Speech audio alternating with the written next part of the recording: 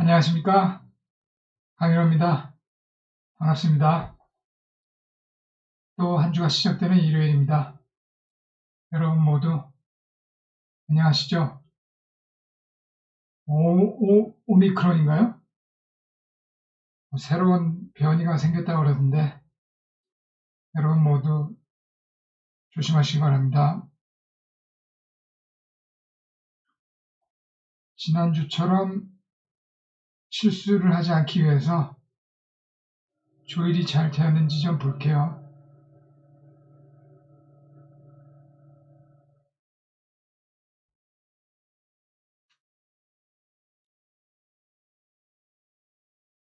지금 엑셀런트 커넥션 스위치가 떴는데 잘 되고 있는지 모르겠습니다.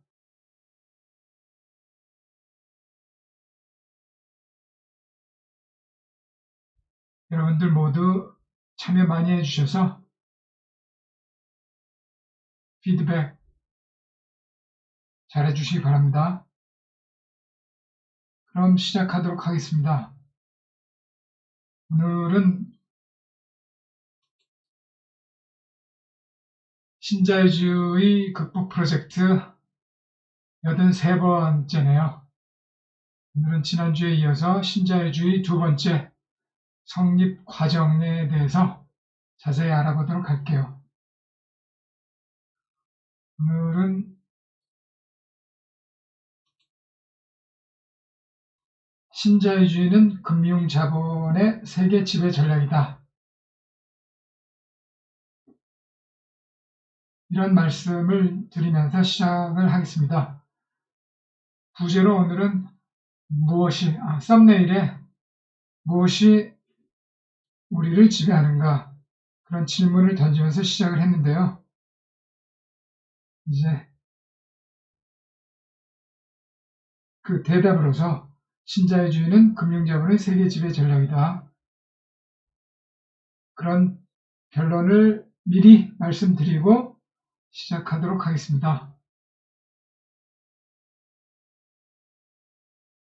무엇이 우리를 지배하는가?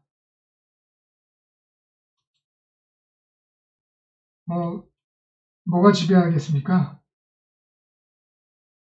우리의 생각을 지배하는 거죠. 우리의 생각, 또 우리의 행동, 우리의 느낌, 그런 걸 다 지배하는 거가 많이 있겠죠. 근데 우리는 신자유주의가 그렇다는 거죠. 우리를 의식적으로도 또 무의식적으로도 의식을 건들거나 무의식을 건들거나 둘 중에 하나겠죠. 우리의 생각을 지배하는 거는.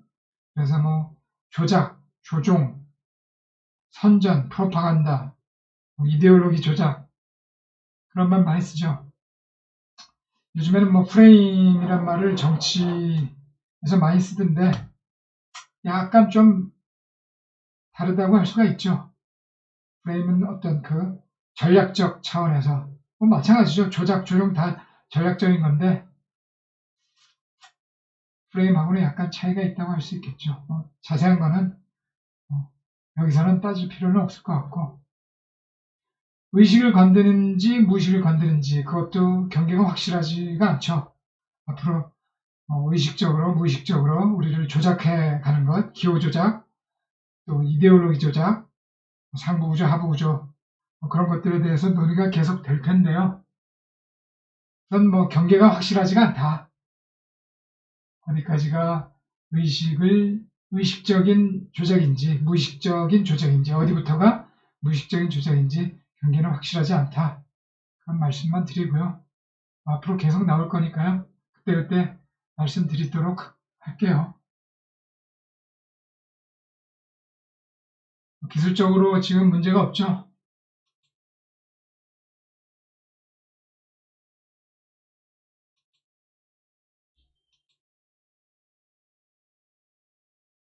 자, 그럼 오늘도 역시 백두협회에 올린 자료를 가지고 시작하도록 할게요. 제가 그동안에는 방송하는 날 방송하는 날 아침에 같은 날 아침에 자료를 올려왔었잖아요. 근데 이제 좀 최대한 빨리 올리려고 합니다. 백두협회에 미리 며칠 전에 자료를 게시해서 여러분들도 미리 보시고 또 공부할 게 있으시면 하시고 찾아볼 거 있으면 찾아보시고 또 생각을 많이 준비하셔서 지적해 주시고 또 오류도 지적해 주시고 또 보완하거나 추가할 게 있으면은 많이 제안도 해 주십사 해가지고 최대한 주초에 빨리 올리도록 할 생각입니다. 많이 참여하셔서 많이 읽어보시고 지적과 조언 부탁드릴게요. 다음은 신자유주의 세 번째는 신자유주의 정책들에 대해서 알아볼 생각이거든요. 내일이나 모레 최대한 빨리 백두협회 네이버 카페에 올리도록 하겠습니다. 자, 그럼 볼까요? 성립 과정. 무엇이 우리를 지배하는가? 한번 보죠. 우선 이 연역을 제가 쭉 적어놨거든요. 신자유주의의 간략한 역사가 되겠죠. 재미있는 부분도 있으니까 쭉 한번 보실 텐데요. 중요하다 싶으신 거, 기억하고 싶으신 거는 체크하셔서 한번 기억해 보시기 바랍니다. 저도 뭐 쭉 읽어가면서 제가 의미가 있다고 생각하는 거 체크해 보겠습니다.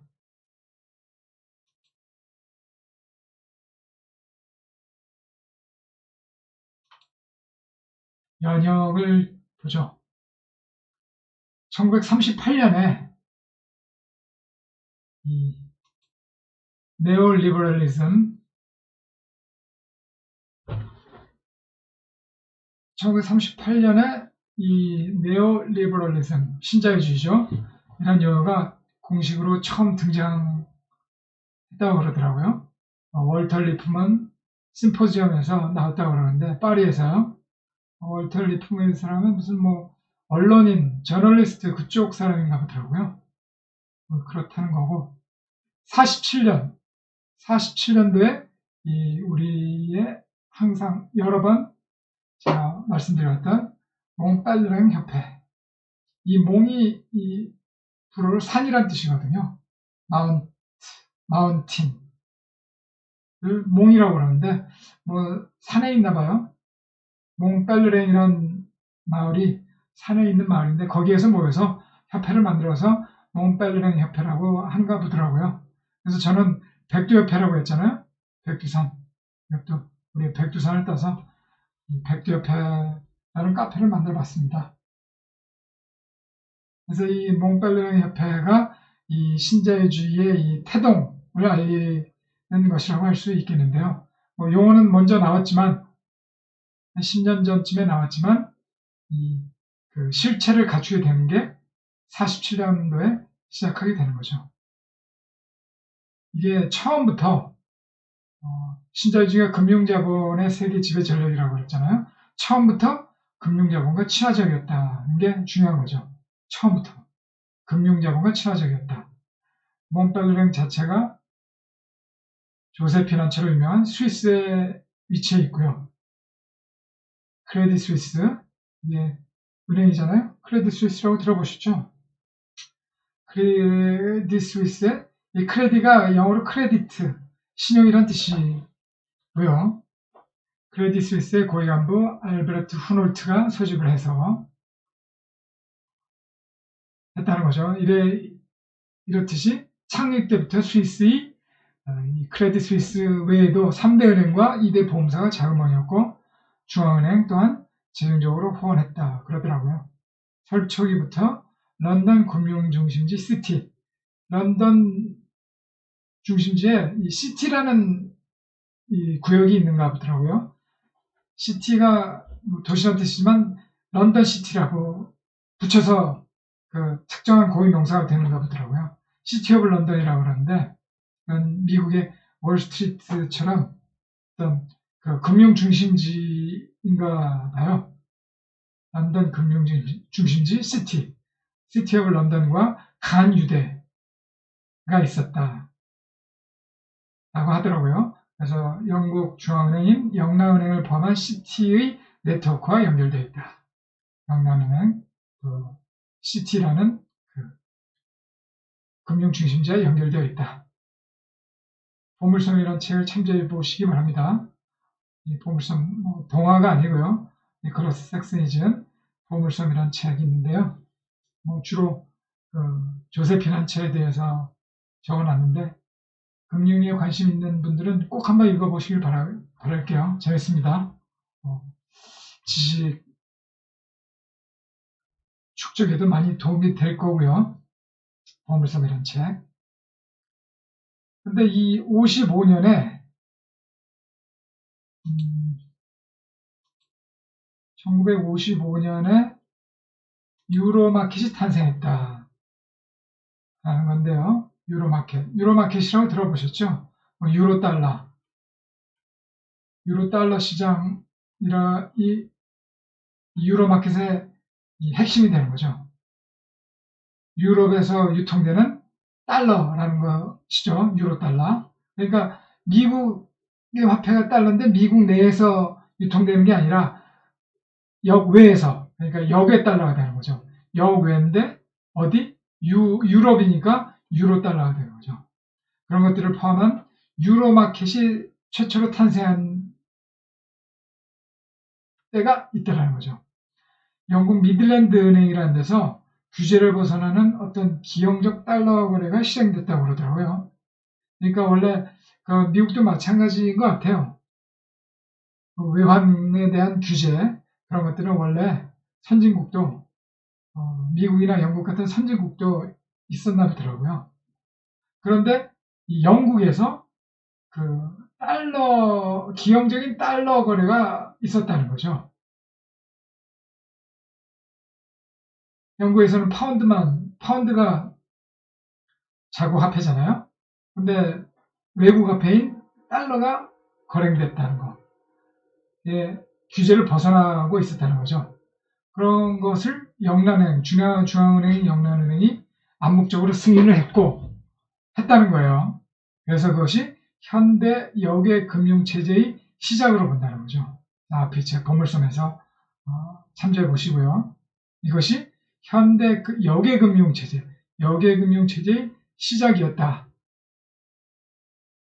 라는 거.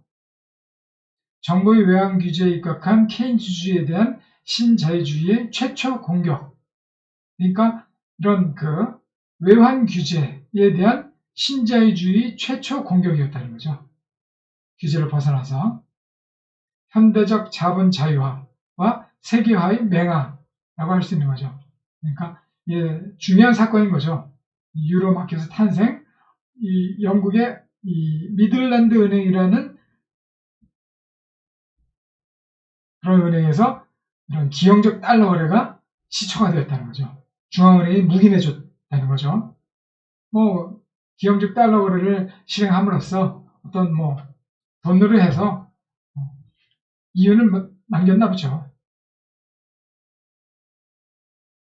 그것이 역의 금융체제의 시작이고 현대 신자유주의 최초 공격이었으며 케인즈주의에 대한 신자유주의 최초 공격으로 볼 수 있으며 현대적 자본 자유와 세계화의 맹화였다.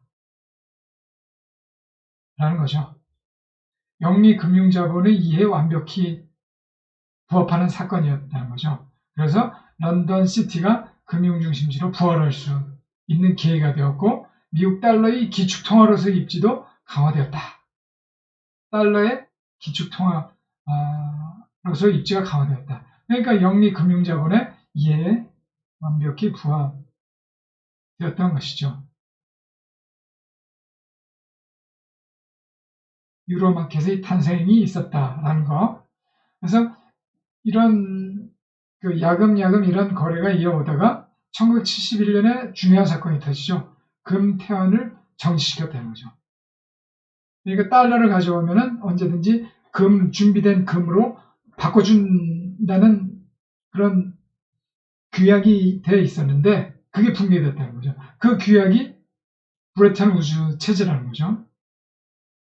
그러니까 하도 금에 대한 달러를 많이 풀었기 때문에 달러 가치가 떨어지고 그러니까 사람들이 그 떨어지는 달러보다, 가치가 떨어지는 달러보다 금으로 바꾸기를 더 원했던 것이죠.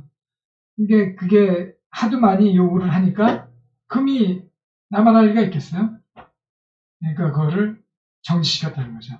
71년이면은 뭐 미국 달러가 많이 풀릴 시기였잖아요. 베트남 전쟁도 있었고. 그래서 달러가 많아지면 가치가 줄어들잖아요.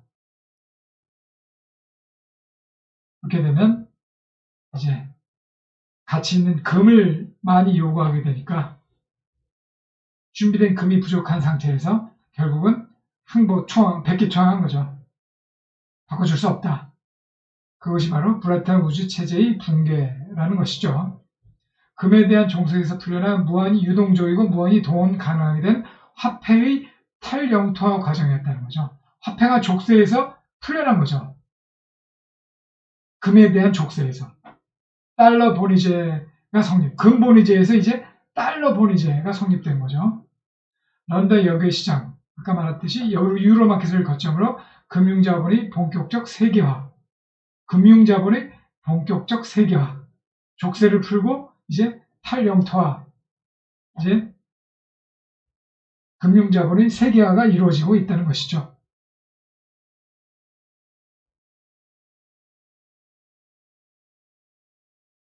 펠릭스리님 반갑습니다. 오랜만이네요. 오늘 지금 안 듣고 계십니까? 지금 하고 있는데 방송이 나가고 있는데요. 이것도 무슨 문제가 있나? 소리 안 들리십니까?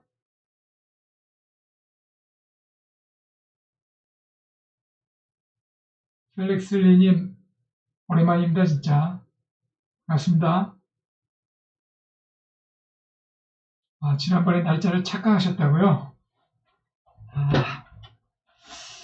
그 종소리 울리는 거 있잖아요. 알람. 그것도 해놓으시면 좋으실 텐데. 소리 들리죠? 잘? 지금 방송되고 있습니다. 좋은 의견 많이 주십시오. 그래서 브라탄 우주 체제를 잠깐 참고적으로 보자면 금달러 본위제 기반의 고정환율 제도라는 거죠. 금과 뭐 달러를 뭐 2달러, 금 1온스, 온스당 1달러, 뭐 2달러 그렇게 고정해 놨다고 그래서 고정환율 제도라는 거죠. 국민국가가 자유롭게 경제정책을 추진할 수 있는 공간을 제공했다. 고정환율 제도니까 이 외환에 대한 외환으로부터 공격이나 어떤 환율 등락이 고정되어 있으니까 국내 정책이 외국의 공격으로부터 보호될 수 있다는 거죠. 정확한 그 메커니즘은 좀 뭐 복잡할 수도 있겠지만은 여기에서는 그 정도만 말하도록 하죠. 고정환율 제도에서는 국민국가의 경제정책이 독립적일 수 있다는 거죠. 자유롭게 독립적인 경제정책을 수행할 수 있는 공간이 커지는 거죠. 고정환율 제도에서는. 그러나 변동환율 제도에 의해서는 외부로부터의 그 외환 공격 그런 것들이 심해질 수 있기 때문에 환율 등락이 급격해지죠. 고정환율 제도는 환율이 고정되어 있는데 변동환율 제도에서는 환율이 등락이 심하기 때문에 이게 국내에서 경제정책을 독립적으로 자유롭게 쓰기가 어려워지게 되는 거죠. 그래서 71년에 이랬고 또 73년이 또 중요합니다. 칠레 피노체트 쿠데타가 있었다. 피노체트. 이 군부 독재의 시작을 알리는 피노체트의 쿠데타가 있었다는 거죠. 민주주의에 대한 신자유주의 정치 군사적 공격. 정치 군사적 공격의 표본, 샘플이라고 할 수 있는 거죠. 그래서 피노체트가 집권하게 되고 살바도르 아옌데 민주정권이 몰락했다는 거죠. 살바도르 아옌데. 가까운 인물이죠.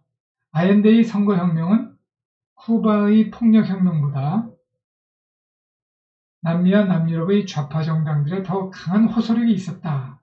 이렇게 장석준 선생이 지은 신자유주의의 탄생을 보면은 이런 평가를 내리고 있더라고요. 아옌데의 선거혁명, 민주정권이거든요.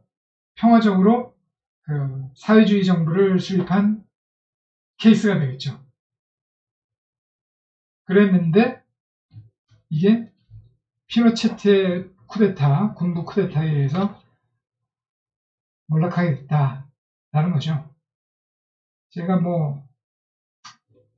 이게 정치 군사적 공격이었다, 신자주의에 그런 면에서 의의가 있겠는데 저는 이 살바도르 아옌데에 대해서 많이 아쉬움이 남죠. 제가 말씀드렸는지 어쨌는지 모르겠는데 체게바라를 존경한다 그런 말씀은 몇 번 드린 것 같은데 이제 신자유주의 공부하다 보니까 이 살바도르 아옌데를 알게 됐거든요. 근데 막상 막하더라고요.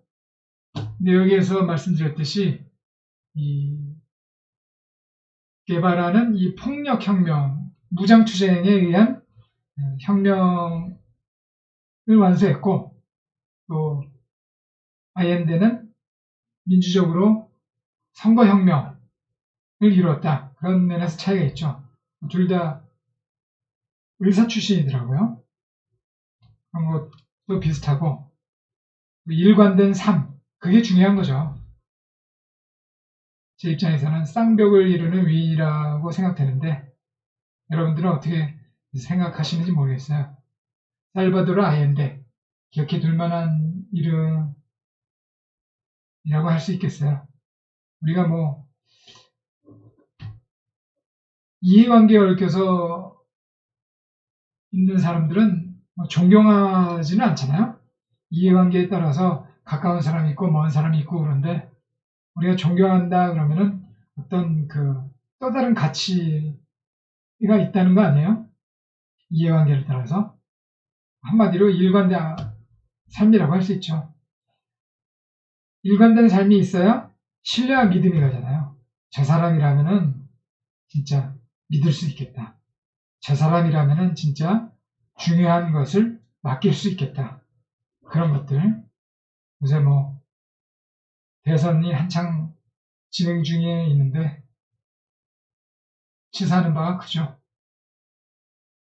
공산주의, 리버럴리스트, 보수, 좌파, 우파 그런 걸 떠나서 일관된 삶, 믿을 만하다. 저 사람이라면 배신 때리지 않겠다. 그런 믿음이 있어야 되겠죠. 그래서 이런 피노체트 쿠데타 이후 이 아옌데는 이 쿠데타 세력하고 이 전투를 벌이다가 장렬히 스스로 목숨을 끊었다고 그러더라고요. 장렬히 전사했죠. 게바라도 결국은 일관된 삶을 살았잖아요. 게바라도 이 쿠바 혁명 성공 뒤에 중앙은행 총재도 했었나요? 화려한 권력을 누릴 수 있었잖아요. 카스트로는 죽을 때까지 권력을 놓지 않았잖아요. 모택동도 그랬고, 마오도 그랬고, 김일성은 말할 필요도 없고, 박정희도 그랬고, 죽을 때까지 권력을 놓지 않았잖아요. 근데 게바라는 권력을 내려놓고 볼리비아에 들어가서 다시 게릴라 생활을 하다가 결국은 죽잖아요. 이런 사람이 뭐 믿을만한 사람들 표본이잖아요. 신뢰의 표본. 그래서 아옌데는 쿠데타군과 싸우다가 죽고 이제 군부 독재 정권이 들어서고 이제 시카고 보이스의 반동적인 정책, 본격적인 반동 정부가 들어선 거죠. 반동 정책이 시작됐죠. 그러니까 시카고 스쿨, 시카고 학파학, 시카고 대학을 중심으로 하는 거기에서 공부한 미국 유학파 학자들이 이제 본격적으로 신자유주의 정책을 추진하게 된 거죠. 아옌데의 민주정권, 뭐 사회주의 정권이었지만은 그래도 민주정권이면 틀림없죠. 진보 정권이 몰락하고 반동 정권이 들어선 거죠. 굉장히 중요한 사건이라고 할 수 있겠죠. 같은 해 이제 또 중요한 게 이제 1차 오일 쇼크가 일어났죠. 4차 중동 전쟁 이후 오페크의 유가 인상. 그래서 스태그플레이션이 일어났다는 거. 저성장과 인플레이션이 동시에 일어났다. 오일머니가 많이 유입돼서 유로달러 시장, 유럽에서 달러가 유통되는 시장이 급팽창하게 됐다는 거죠. 오일머니가 유럽으로 유입됨으로써 유로달러 시장이 급팽창하는 계기가 됐다. 76년도에 중요한 사건이 있죠. 영국의 IMF 위기.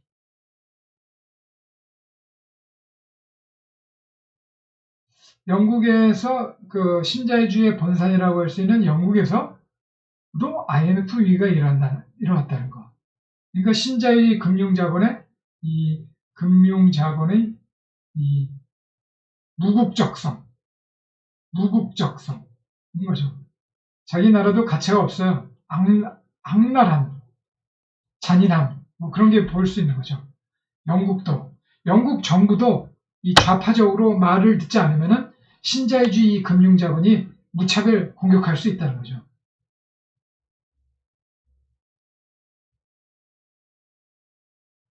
민주주의에 대한 신자유주의의 경제적 공격의 표본이었다. 정치 군사적 공격의 표본이 이 칠레 피노체트 사태, 쿠데타였다면 경제적 공격의 표본은 영국의 IMF 위기였다고 할 수 있죠. 브레튼 우즈 체제가 붕괴된 상황에서 노동당, 좌파 정부죠. 노동당 정부는 영국 시티와 미국 월스트리트를 중심으로 하는 초국적 은행가 네트워크, 환대생 네트워크라고 그랬잖아요. 환율 공격에 항복하고 말았다. 우리나라 IMF하고 비슷하죠. 이런 사건이 영국, 신자유주의 본산인 영국에서 원래 있었다. 왜? 정부가 좌파였기 때문에라는 거죠. 정부가 좌파라면은 자기 자국도 봐주지 않는다는 이거죠. 신자유주의. 그러니까 초국적인 거죠. 신자유주의 초국적 은행가 네트워크. 무서운 거죠.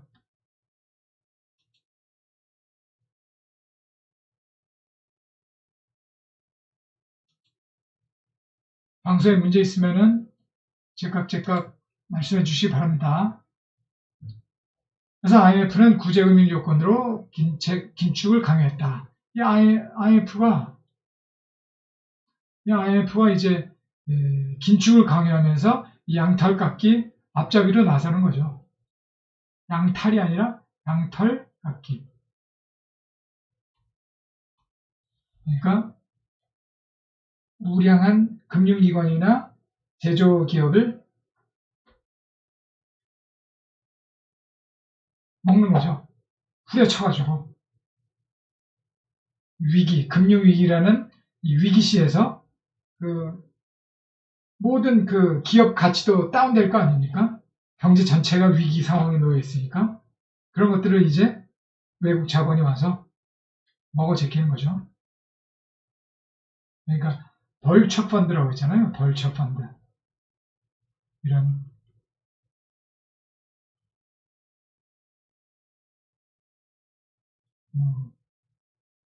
뮤추얼 펀드나 헤지 펀드 이런 것들 중에서 이 벌처, 이게 뭐 독수리, 이게 독수리 종류가 벌처라고 그러잖아요. 벌처 펀드. 쓰레기 처리하듯이 와서 진입해가지고 론스타 같은 것들, 그런 것들 말하는 거죠. 그래서 1979년도에는 또 어떤 사건이 있었냐면은 연준 의장, 미국 FRB 연방준비제도 이사회 의장 폴 볼커의 금리 인상이 있었다는 거예요. 금융 입장에서는 이자율 상승이 상대적으로 유리하다는 거예요. 이자율 상승이. 왜? 채권자인 경우가 많으니까 그런 거죠. 인플레이션을 억제해서 채권자를 보호하기 위한 것이죠. 그래서 네오리버럴리즘이라는 책 참조하시고요. 신흥국 외채 위기가 도래했죠. 왜? 이자율이 급격하게 상승하니까 이 외국에서 이 채무국이잖아요. 채무국에서 갚아야 할 외채 이자가 높아지니까 위기를 겪게 되죠. 그래서 IMF가 또 역시 앞잡이 노릇을 하면서 신자유주의 세계 질서가 대세로 등장하는 계기가 되었다라는 거죠. 이 볼커의 급격한 금리 인상으로 어떤 그 저성장은 올지 모르지만 이 채권자에 대해서는 채권자들한테는 결코 불리한 상황이 아니라는 거죠. 돈 있는 사람한테는 뭐 저성장, 금융위기 그런 거 별 문제가 안 돼요. 돈 많은 사람들, 부자들한테는 오히려 위기가 되죠.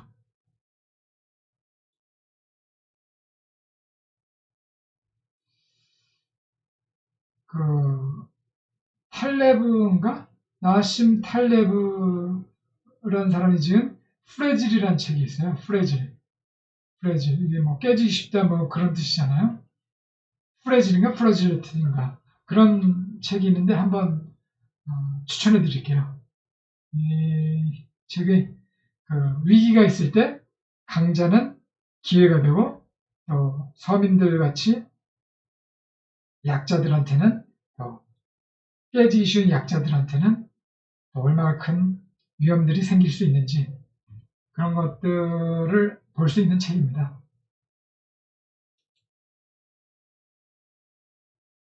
그리고 또 83년도에 이 79년도 이거는 신자유주의 세계 질서가 대세로 등장하는 계기가 되었다는 거 그런 의미가 있고요. 또 80년도는 또 프랑스가 문제가 되죠. 앞에서 76년도인가요? 영국이 문제였다면 83년도에는 프랑스 미테랑 정권의 정책이 전환되는 이게 좌파 정권이잖아요. 프랑스 미테랑 정권이. 근데 역시 그 한일 공격에 의해서 정책을 전환할 수밖에 없게 되는 거죠. 그러니까 정책 독립성이 침해가 되는 거죠. 정책 독립성, 앞에서 말씀드렸듯이 정책 독립성이 침해가 된다. 변동환율 제도가 됨으로써 그렇게 된다는 거죠. 인플레이션 억제 위해 케인즈주의적 완전고용과 복지 확대를 포기하게 된다는 거죠. 인플레이션.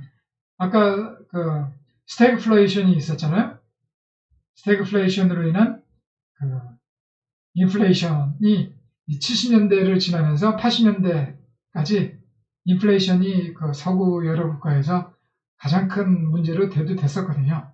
그러니까 그것을 억제하기 위해서 이런 완전고용과 복지 확대를 포기하게 될 수밖에 없게 되는 거죠.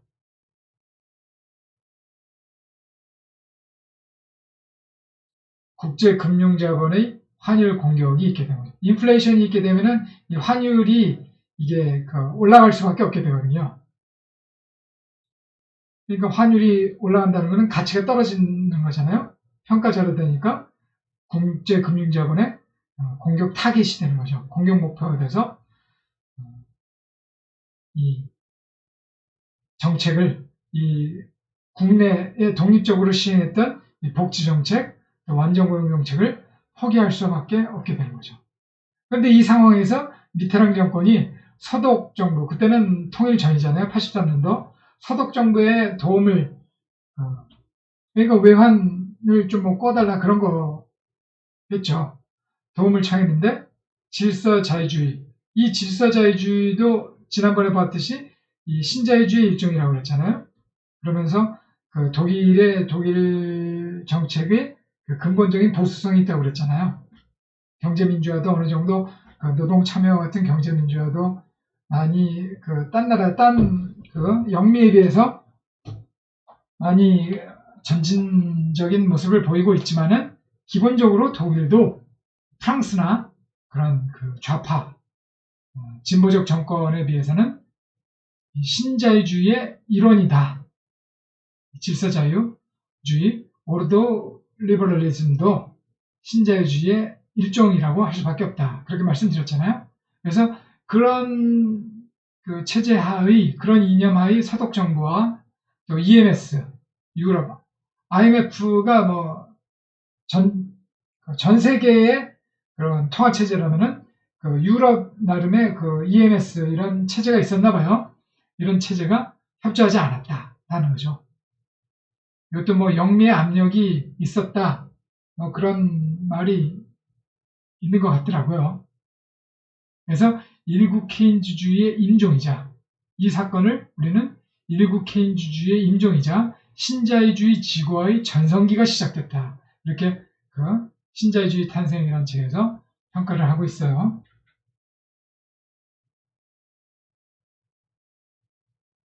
86년도에는 영국의 이제 금융 빅뱅이라고 해서 거대한 그 금융 그 탈규제가 시행되죠. 빅뱅 다 아시죠? 금융 빅뱅이라는 것이죠. 대처정부가 들어서서 이 금융시장 대규모 탈규제 조치가 있었다. 런던 시티는 금융 허브로 이제 재도약하는 하게 됐다. 명실상부하게요. 그런 사건이 있었다는 거죠.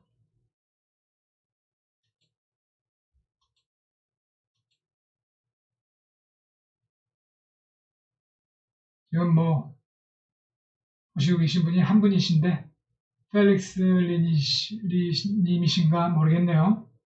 의견이나 질문 언제든지 환영합니다. 그래서 이제 이런 대규모 탈규제 조치가 영국에서 있었고요. 그게 워낙 그 커다란 조치였기 때문에 빅뱅이라고 한다는 것이고요.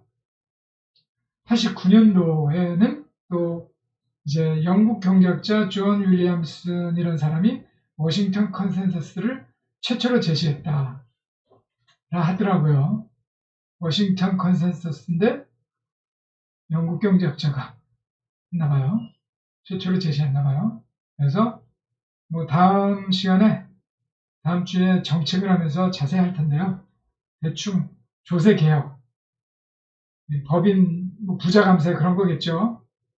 무역 자유화 또 사회화 민영화, 규제 완화, 탈규제, 또 강력한 재산권 확립 등의 내용이라는 거죠. 같은 연도에 베를린 장벽이 붕괴됐잖아요. 9.1 통일. 이제 현실적인 사회주의권이 붕괴됐다고 할 수 있겠죠. 그 후로 뭐 소련이 붕괴되고 뭐 그런 일련의 사건이 더 있겠지만은 이 독일 통일, 베를린 장벽이 붕괴됨으로써 사회주의권이 붕괴됐다고 할 수 있죠. 자본의 제국으로서 세계시장, 이제 세계시장. 그러니까 그동안에 동서냉전 체제였잖아요. 그러니까 동서가 이제 통합된 그야말로 세계시장, 월드마켓이 완성되었다는 거죠. 그럼으로써 이제 자본의 제국이 완성된 거죠. 그래서 뭐 네그리어 하트가 쓴 책을 제국이란 책도 있잖아요. 그야말로 이제 세계시장이 완성됨으로써 자본의 제국이 완성되었다. 92년도에는 마스트리히트 조약이 체결됨으로써 유럽 통합 되었죠. 유럽 통합으로 신자유주의 강화. 독일의 질서자유주의가 확산되는 계기가 됐죠. 독일이 그 유럽연합의 이 맹주잖아요. 맹주. 프랑스 이상의. 프랑스하고 독일이 뭐 양대 산맥이라고 할 수 있는데 사실 따지고 보면은 요새 돌아가는 거 보면은 프랑스는 사실 별로 목소리가 크지 못한 것 같아요.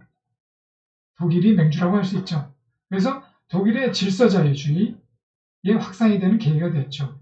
유럽연합 내부와 여타 다른 나라로의 자유로운 자본이동. 최소한 이 마스트리히트 조약으로 유럽 내에서는 자본이동이 자유로워졌다는 거죠. 유럽 각국의 정책 독립성이 약화. 당연한 결과죠. 그러나 한편으로 보면은 단일 통화, 유로라는 단일 통화로 인해서 국제적 공조 가능성도 제공된 측면이 있다라는 거죠. 그러니까 사실 그 정책이라는 것도 여러 가지 외부적인 여건이 어렵긴 하지만은 보수적인 걸로 갈지 진보적인 것으로 갈지 그런 거는 하기 나름이라는 거죠.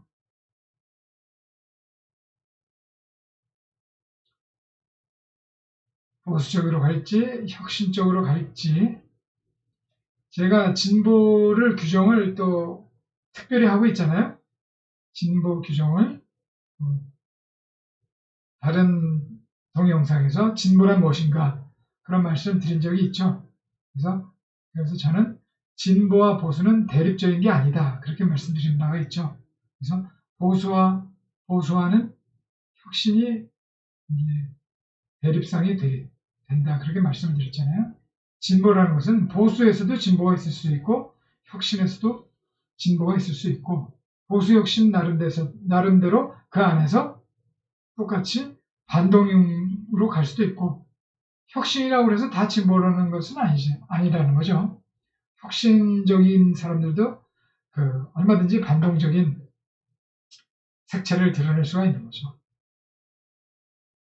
그러니까 이 단일 통화를 이룸으로써 국제적 공조 가능성이 훨씬 쉬워졌죠. 같은 화폐를 쓰니까. 99년도에는 미국이 오랫동안 유지해온 글래스-스티글법을 철폐하게 되죠. 탈규제를 통한 금융혁신을 이루겠다는 거죠. 영국의 금융 빅뱅하고 연결이 되는 거죠. 아주 이 글래스-스티글법 이게 대공황 전인지 후인지는 정확히 모르겠지만 하여튼 이게 금융 규제 겸업화라든지 투자은행과 상업은행 그런 겸업화의 금지라든지 또 아까 외환 규제라든지 또 그런 규제를 많이 규정해 놨었거든요. 근데 그런 규제를 탈규제란 명목으로 금융혁신이 되었다. 그렇게 말들을 하죠. 그런 것을 규제해왔던 법, 글래스-스티글법, 대표적인 법인 글래스-스티글법을 철폐한 것이 금융혁신이다. 이렇게 명명이 되는 거죠. 그래서 금융자본의 역시 금융자본의 날개, 자유로운 자본 이동, 이런 것들이 다 자본 자유화를 말하는 거죠. 신자유주의의 핵심은 자본 자유화인 거죠. 그 중에서도 금융자본의 자유화, 산업자본이나 뭐 그런 것보다는 금융자본의 자유화인 것이죠. 신자유주의의 핵심은 자본 자유화, 그 중에서도 금융자본의 자유화가 되는 거죠. 이런 중요한 사건들이 계속 이어지고요.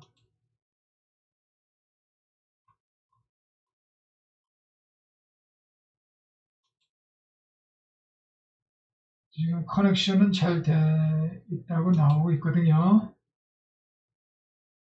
2000년도 21세기 들어와서 이제 중국이 WTO에 가입하게 되죠.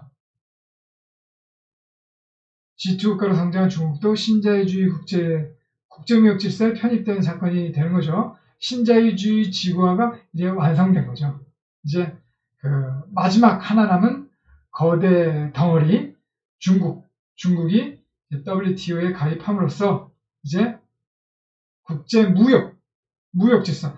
제가 알고 있기로는 아직 자본 자유화는 아직 완전히 된 것 같진 않아요. 그런데 이제 무역은 이제 자유무역 질서에 편입이 된 거죠.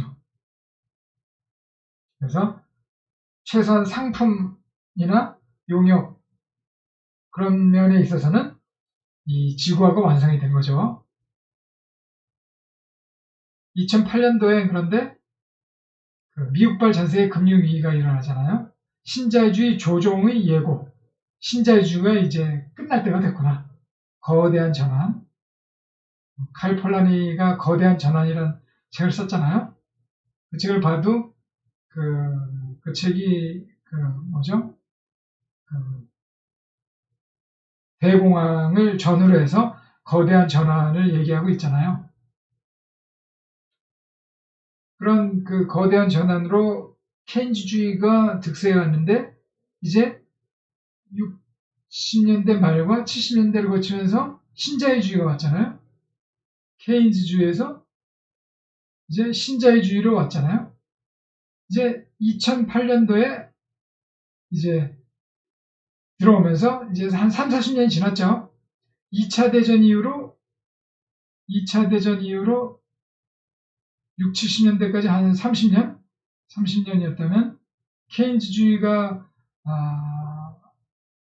몰락하고 신자유주의 지금까지 한 또 3, 40년 되나요? 3, 40년이 지났잖아요. 그러니까 이런 한 세대 정도를 지나오면서 이제 전환의 또 사이클이 있다고 볼 수도 있는 거죠. 그런 저 거대한 또 이제 전환의 기운, 이제 신자유주의가 이제 몰락할 때가 오고 있다라는 거죠. 근데 몰락을 했는가? 조종을 울렸는가? 그렇지는 않다는 거죠. 지금 헤매고 있는 거죠, 사실. 어떻게 진행될 것인지. 그래서 2011년에 또 중요한 저항이 있었죠. 월스트리트 점령, 아큐파이 월스트리트 운동이 있었잖아요. 월가를 점령하라. 금융자본을 직접적 대상으로 하는 최초의 대중적 반란. 이게 중요한 거죠. 최초의 대중적 반란. 금융자본을 직접적 상대로 해서 벌인 최초의 대중적 반란이라는 거죠. 그동안에 이런 그 금융자본을 목표로 하는 그 어떤 그 대중적 반란이 없었잖아요. 어떤 기업이라든지 어떤 정권이라든지 그런 반란이 있었지만 이 금융자본, 월스트리트의 금융자본을 그 직접적 대상으로 한 거는 최초라는 거. 이게 중요한 거예요. 월스트리트, 아큐파이 월스트리트 운동. 그것도 뭐 아주 중요한 사건이 되는 거죠. 이런 의의가 중요한 의미를 담고 있는 것이죠. 그래서 2019년 이제 작금 오늘날 4차 산업 혁명이 와중에 있다고 하는데 거기에 결정적으로 이 코로나라는 게 발생했어요. 그동안에 바이러스는 많이 창궐해 왔잖아요. 여러 가지가 있었죠. 근데 코로나19, 코비드19가 이렇게 지독할 줄은 미처 몰랐겠죠. 변이가 벌써 몇 가지입니까? 알파, 베타, 델타, 오미크론? 오미크론은 어떻게 쓰죠? 그리스 문자라고 그러던데, 이거 너무 지독합니다.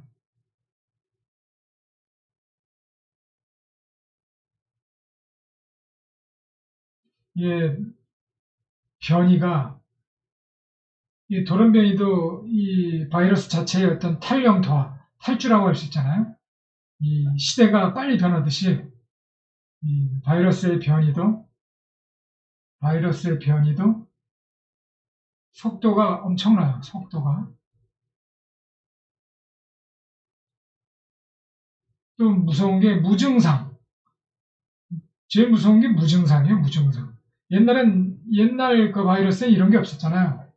증상이 나타나니까 눈에 보이니까 그때그때 피할 수 있고 대책을 세울 수 있잖아요. 근데 이 무증상이라는 게 아주 그 지랄 같은 거죠.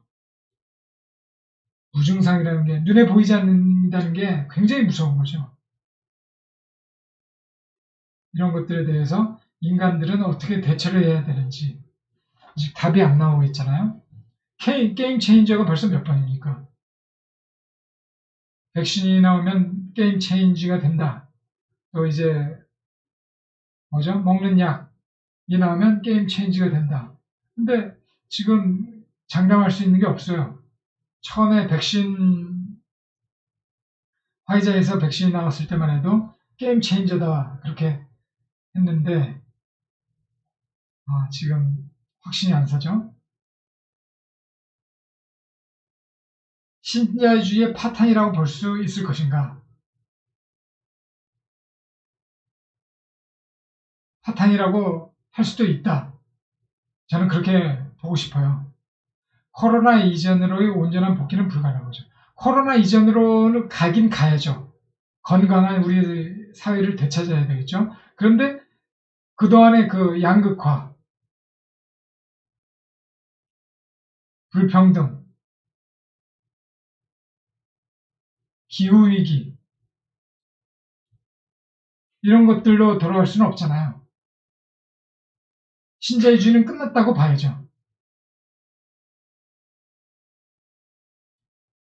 코로나가 여러 가지 의미가 있겠지만은 뭐 경제적으로도 의미가 많이 있겠지만은 이 철학적으로 큰 의미가 있는 것 같아요. 사람들이 철학은 제가 뭐라고 그랬죠? 한마디로 관의 정립이라고 그랬잖아요. 관, 세계관, 인생관, 자연관, 인간관, 관의 정립이라고 제가 말씀드렸는데 이 코로나로 인해서 우리가 비대면 사회가 됐잖아요. 비대면 사회, 또 방콕 사회, 집콕 사회.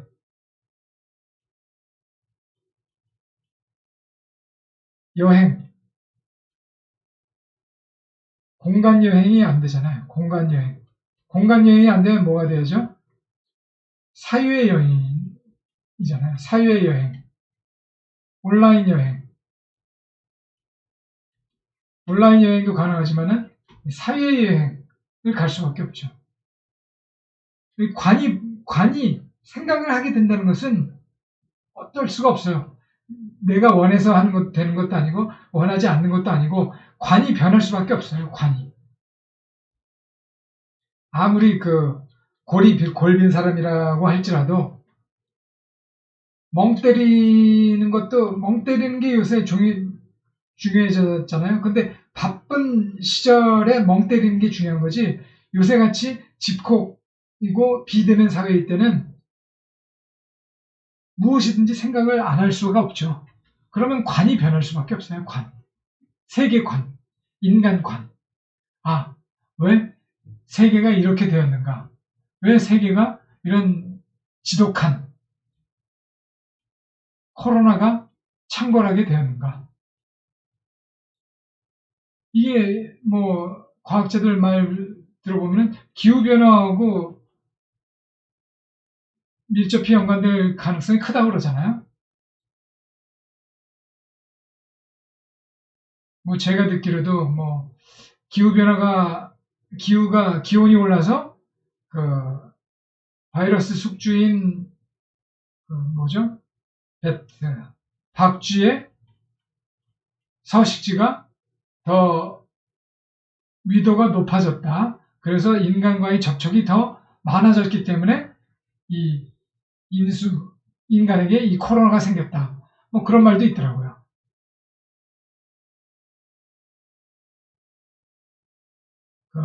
누구죠?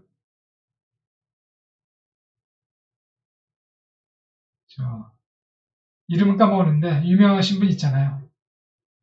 유튜브 채널에서 유튜브로 그분의 얘기를 들었었는데 어떤 인터뷰에서 들었는데 그분이 그 동물학자신가 하여튼 뭐 그런 이런 기후변화와의 연관들 그러니까 인간의 이 코로나가 인간 생활과 떨어질 수 없다는 거죠. 인간의 책임이 있다는 거죠. 사회와 실천의 새로운 흐름이 불가피하게 되는 거죠.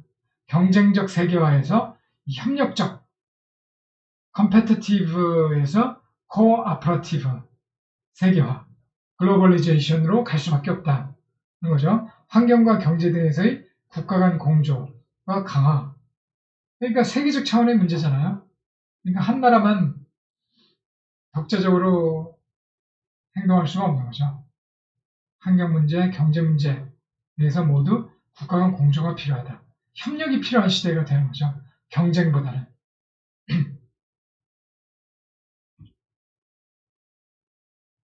이러한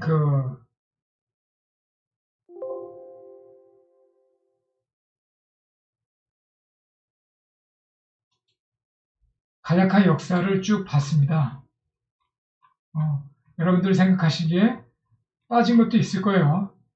제가 뭐 읽어본 책들이나 제 상식 뭐 그런 걸로 봤을 때 중요한 사건들을 쭉 열거해 봤는데요.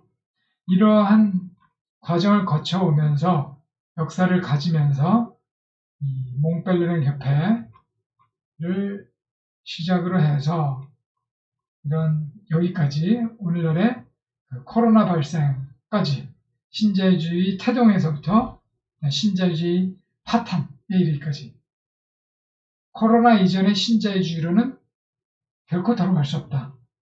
이런 말씀을 드리는 것이죠.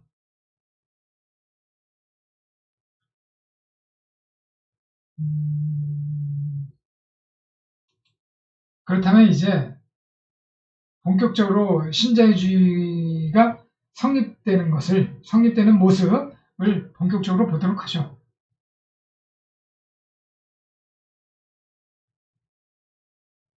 한마디로 맨 앞에서 금융자본의 세계 지배 전략이라고 그랬잖아요. 그러니까 얼마나 치밀한 준비와 전략이 있었겠습니까? 대단했겠죠. 치밀한 준비와 전략이 있었다. 신자유주의 네트워크, 현대서양, 영미를 중심으로 한 신자유주의 네트워크가 구축되었다라는 거죠. 그래서 구축의 이 멤버들을 보면은 학자, 지식인, 언론인, 정치인, 관료, 초국적 기업 및 기부자들을 망라하고 있다는 거예요. 싱크탱크, 거기에서 이 중심이 되는 것은 싱크탱크를 중심으로 한다는 거죠. 그러니까 모든 것들이 이런 신자유주의라는 게 하나의 사유잖아요. 신자유주의 사조잖아요. 그러니까 싱크탱크를 중심으로 할 수밖에 없는 거죠. 어떤 기본, 토대가 되는 이런 백그라운드가 있어야 되잖아요. 그래서 우주의 거장들이라는 책을 참조해 보시고요. 또 특히 이 장진호 선생이 지은 금융 헤게모니로서의 신자유주의 분석이라는 논문이 있는데 이거 꼭 한번 읽어보시기 바랍니다. 그래서 거기를 한번 보도록 하죠.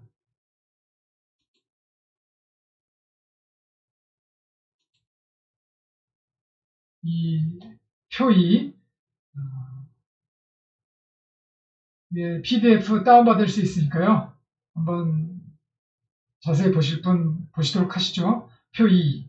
전지구적 금융 헤게모니를 위한 신자유주의 블록 네트워크를 구축했다는 거예요. 이 표가 자세히 나와 있어요. 한번 쭉 보시죠. 민간 금융 부분이 주축이 된 거죠. 그래서 월가, 시티, 런던의 시티 오브 런던, 그래서 투자은행, 인베스트먼트 뱅크가 주축이 된 거죠. 일반 커머셜 뱅크, 일반 상업은행보다 투자은행이 중심이 돼서 하는 거죠.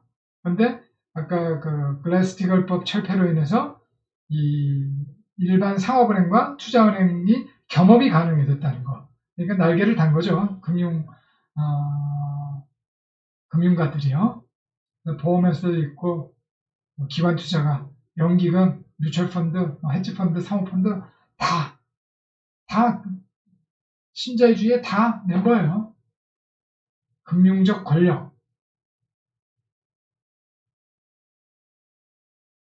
금융적 권력이 주축이 되는 거죠. 권력을 형성하게 되는 거죠. 그래서 예를 들어 보면은 이 시티은행, 골드만삭스, 모건 스탠리, AIG, 보험회사인가요?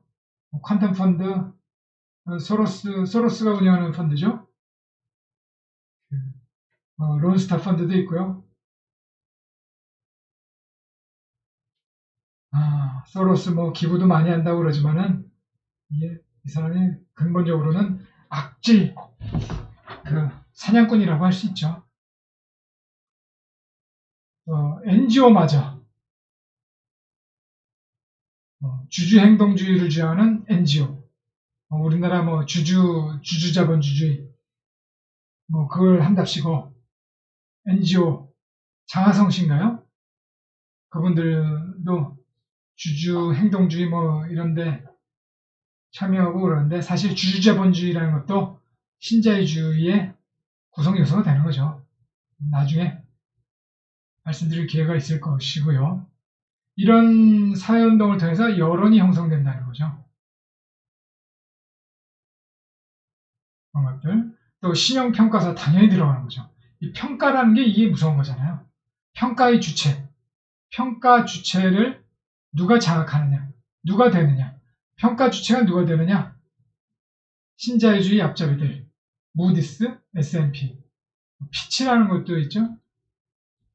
3대 평가 회사라고 그러잖아요. 제가 앞잡이란 말을 많이 쓰는데 제가 신자유주의를 워낙 혐오하기 때문에 그러는 거죠. 무엇이 우리를 지배하는가? 우리의 적을 알자. 그래서 이런 말을 쓰는 겁니다. 이런 금융기관, 평가사, 심지어 NGO마저도 이 신자유주의 헤게모니 블록 네트워크 속에 들어가 있다는 거죠. 그래서 정부부는 말할 필요도 없죠. 미국의 재무부를 중심으로 하는 중심부 자본주의, 헤게모니적 힘, 또 국제기관도 역시 신자유주의의 주요 멤버가 되는 거죠.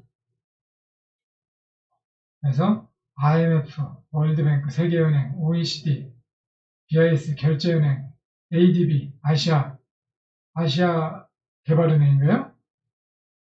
WTO. 유명한 국제기구는 다 포함되어 있잖아요.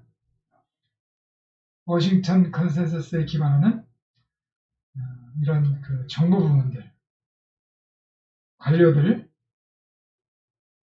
국제기구의 관료들도 포함되는 거죠.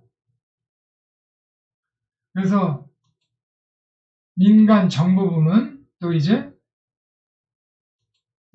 지식 생산 부분 이 또 중요한 거죠. 토대가 되는 거죠. 배후가 되는 거죠. 인식론적 부문,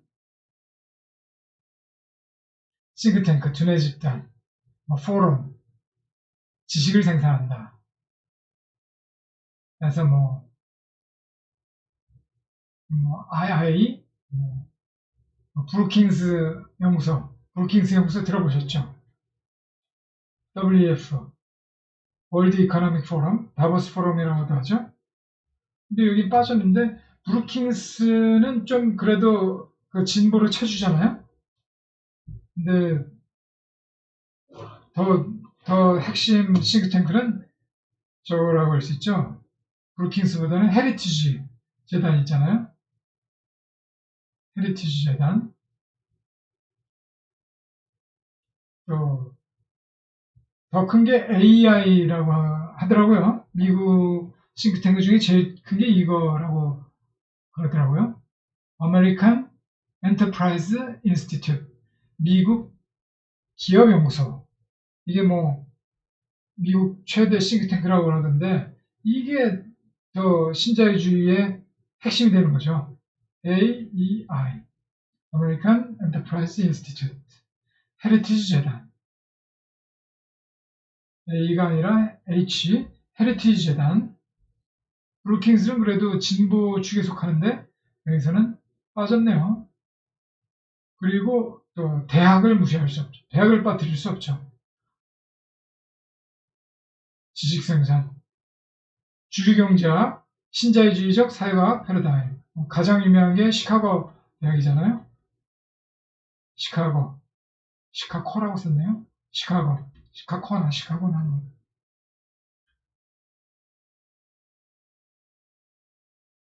그래서 이런 것들이 언론 빠질 수 없죠. 언론과 합작해서 여론을 형성하게 되는 거죠. 의제를 대중하고 프레임 형성. 월스트리트 저널, 파이낸셜 타임스, 이코노미스트. 그래서 맨 처음에 말씀드렸듯이 기호를 조작하고 정동을 조정하고 이렇게 돼서 결국은 블레즈식으로 말하면은 욕망이 재배치되는 거죠. 의식을 건드릴 수도 있고 또 무의식을 건드리면 우리가 알게 모르게 자기도 모르게 욕망의 재배치가 이루어지는 거죠.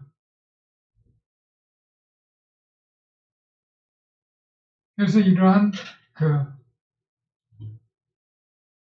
네트워크, 초국적이고 아주 강력한 전 세계적 네트워크죠. 모든 것을 정관계, 학계, 언론계 다 망라해서 네트워크를 구성한 거죠. 여기서 블록 네트워크를 구성한 거죠. 하나의 커다란 덩어리를 구성해서 결국은 이것이 세계를 지배하는 거죠. 우리의 사고를 지배하는 거죠. 이들의 선전선동, 마케팅, 기호조작, 프로파간다, 이데올로기 모든 것을 총동원해서 우리의 사고방식을 지배하는 거죠. 그렇지 않습니까? 학자, 지식인, 언론인, 정치인, 관료 이런 것들이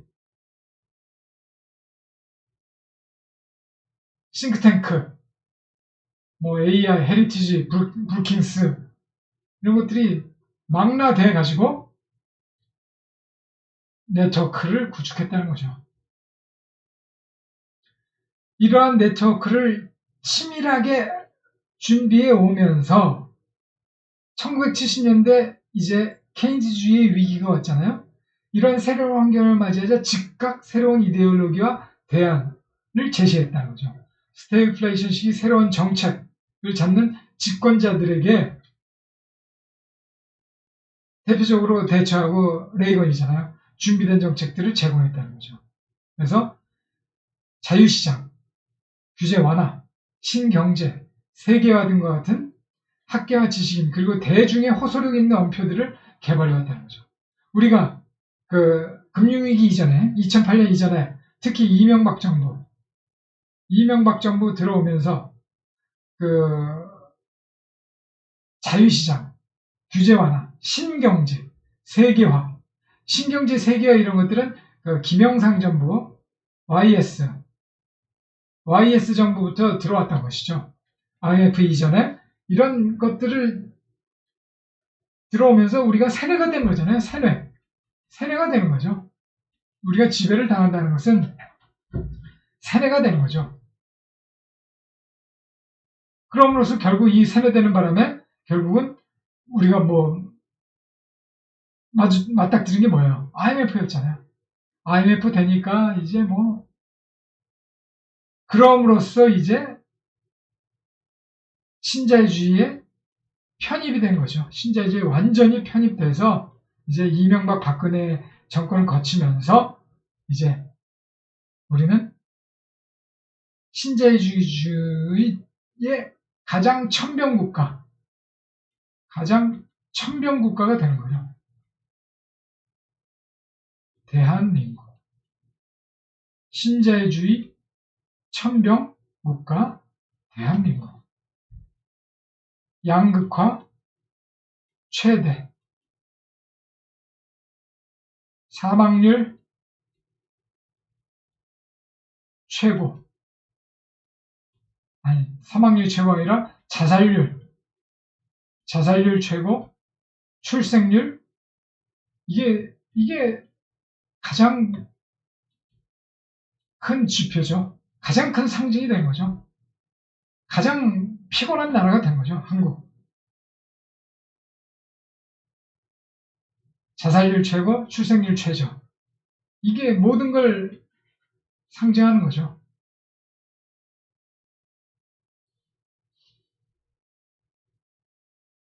그래서 이 탄력터의 흐름을 파악하고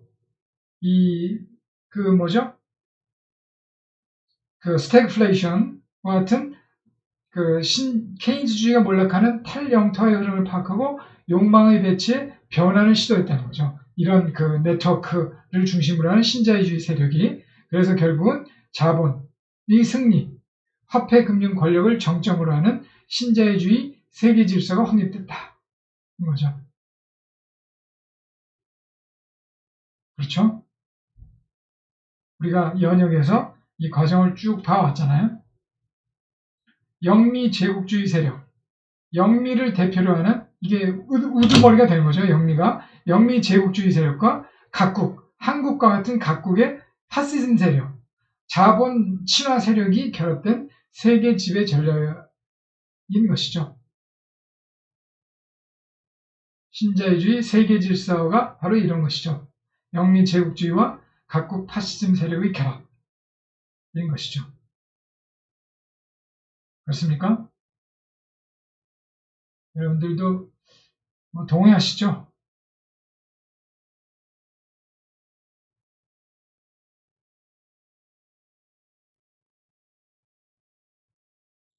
의견 없으십니까? 제가 너무 발제를 잘하고 있는 건지 저도 모르겠습니다.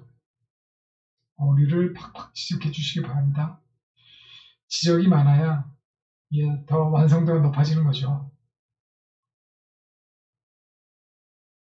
그래서 말씀드렸듯이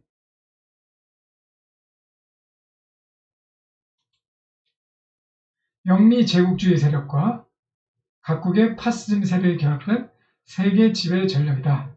이게 오늘의 결론이죠, 이게. 이윤일 하락에 대한 자본가 계급의 대응이라고도 볼 수가 있겠는데 그거는 사실 부차적이라는 거예요.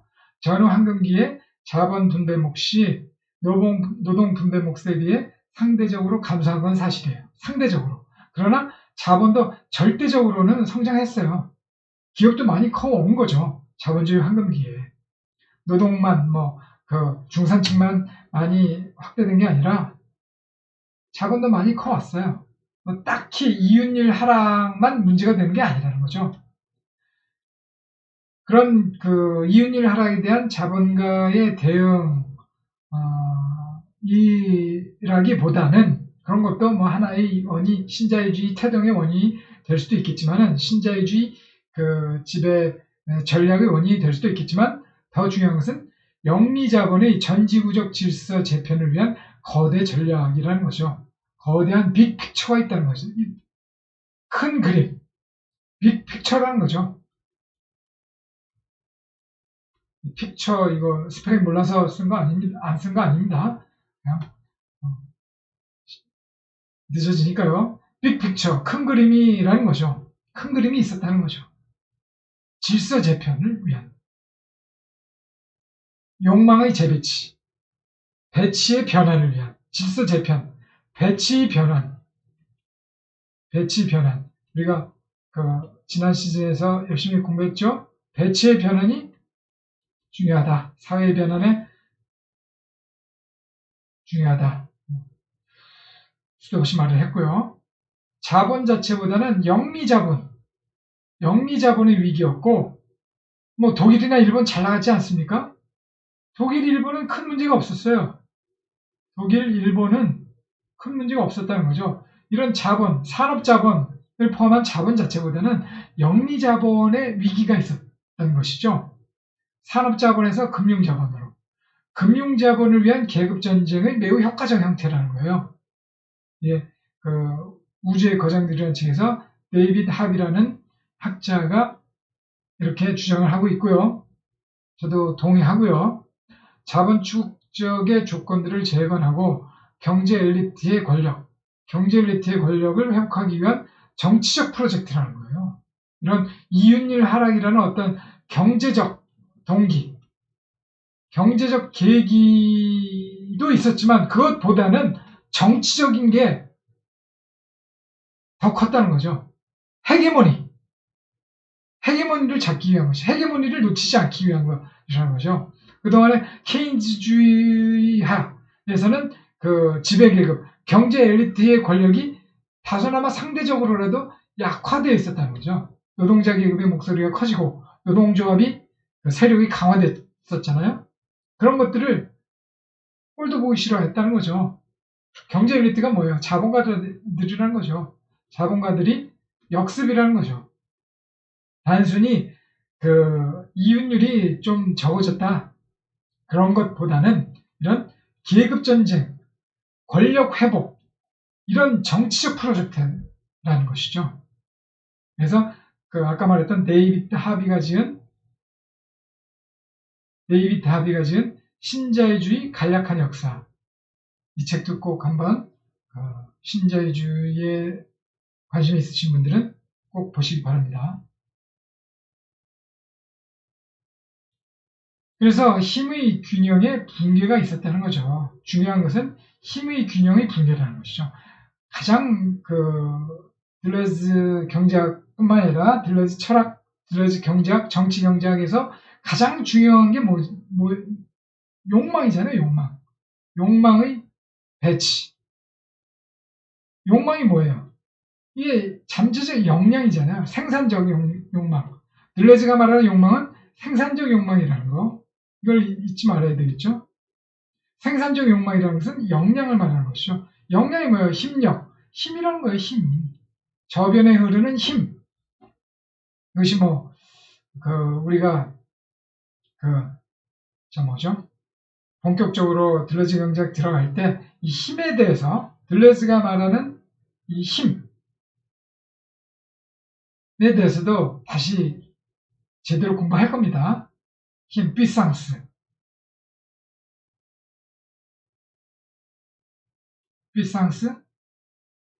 영어로 말하면 파워, 또 불어로 말하면은, 독일어로 말하면 마트가 되겠죠. 유명한 빌레주어 마트, 니체의 빌레주어 마트가 있잖아요. 힘의 의지, 또 들러즈의 번역에 의하면 힘의 의지, 이런 것들이 들러즈가 말하는 이 잠재적 힘이 되는 것이죠. 여기에 대비해서 일전에 한번 말씀드렸잖아요. 비상스가 아니라 force로서 불어도 있고 영어도 있죠. 또 독일의 크라프트인가? 잘 좀 확실하지 않네요. 이런 우리가 몰적인, 우리 현실적인 힘들을 나타내는 단어는 따로 있고, 이런 잠재적인 힘, 버추얼한 힘을 나타내는 이 단어들이 또 따로 있다는 거예요. 이러한 힘이 중요하다는 거죠. 사실 따지고 보면은 잠재적인 것들에 있어서 이러한 힘들이 중요하다는 거죠.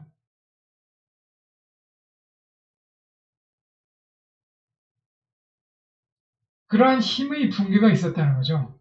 그러한 힘을 바탕으로 하는 현실적인 힘, 잠재적인 힘, 욕망, 그런 어떤 균형의 붕괴가 있었다는 거죠. 여기서는 현실적인 힘이라고도 할 수 있겠어요. 권력이라고도 할 수도 있겠죠. 그러나 저변에 흐르는 힘의 붕괴도, 힘의 재배치, 욕망, 역량의 재배치도 근저에 더 깊숙한 곳에서는, 더 심연에 있어서는 그런 힘의 붕괴도 있었다는 거죠. 안정고용으로 노동의 힘이 증대됐어요.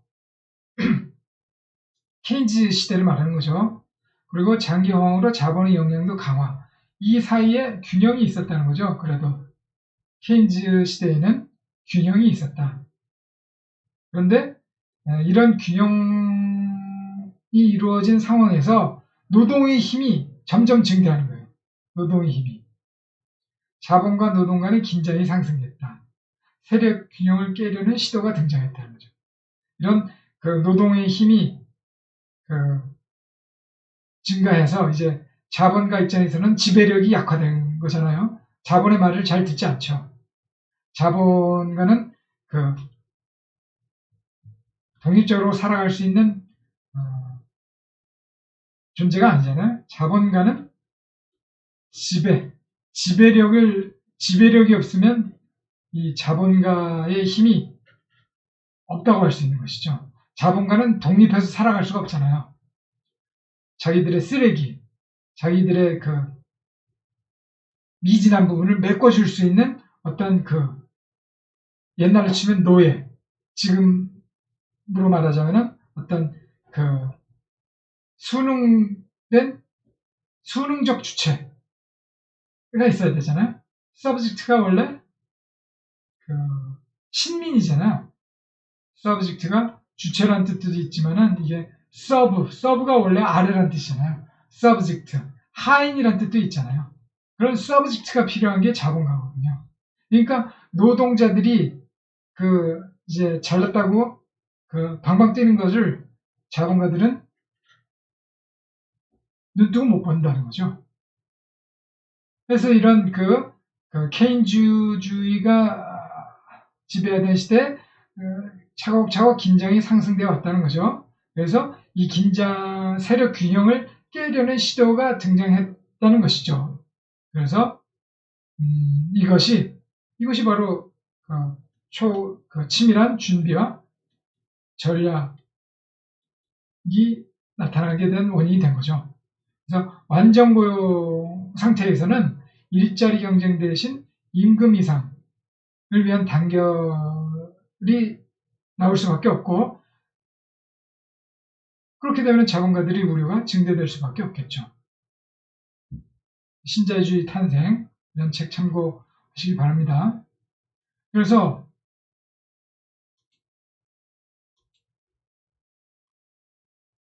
이런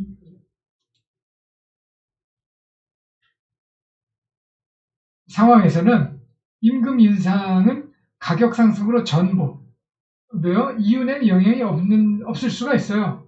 우리가 임금 인상만큼 가격을 상승시킬 수 있잖아요. 요새는 독과점 기업이 많으니까 그런 가능성이, 그런 힘이 있죠. 전보시킬 힘이 있죠. 인플레이션으로 채권자들만 손해가 되는 경우가 많아요. 임금 인상이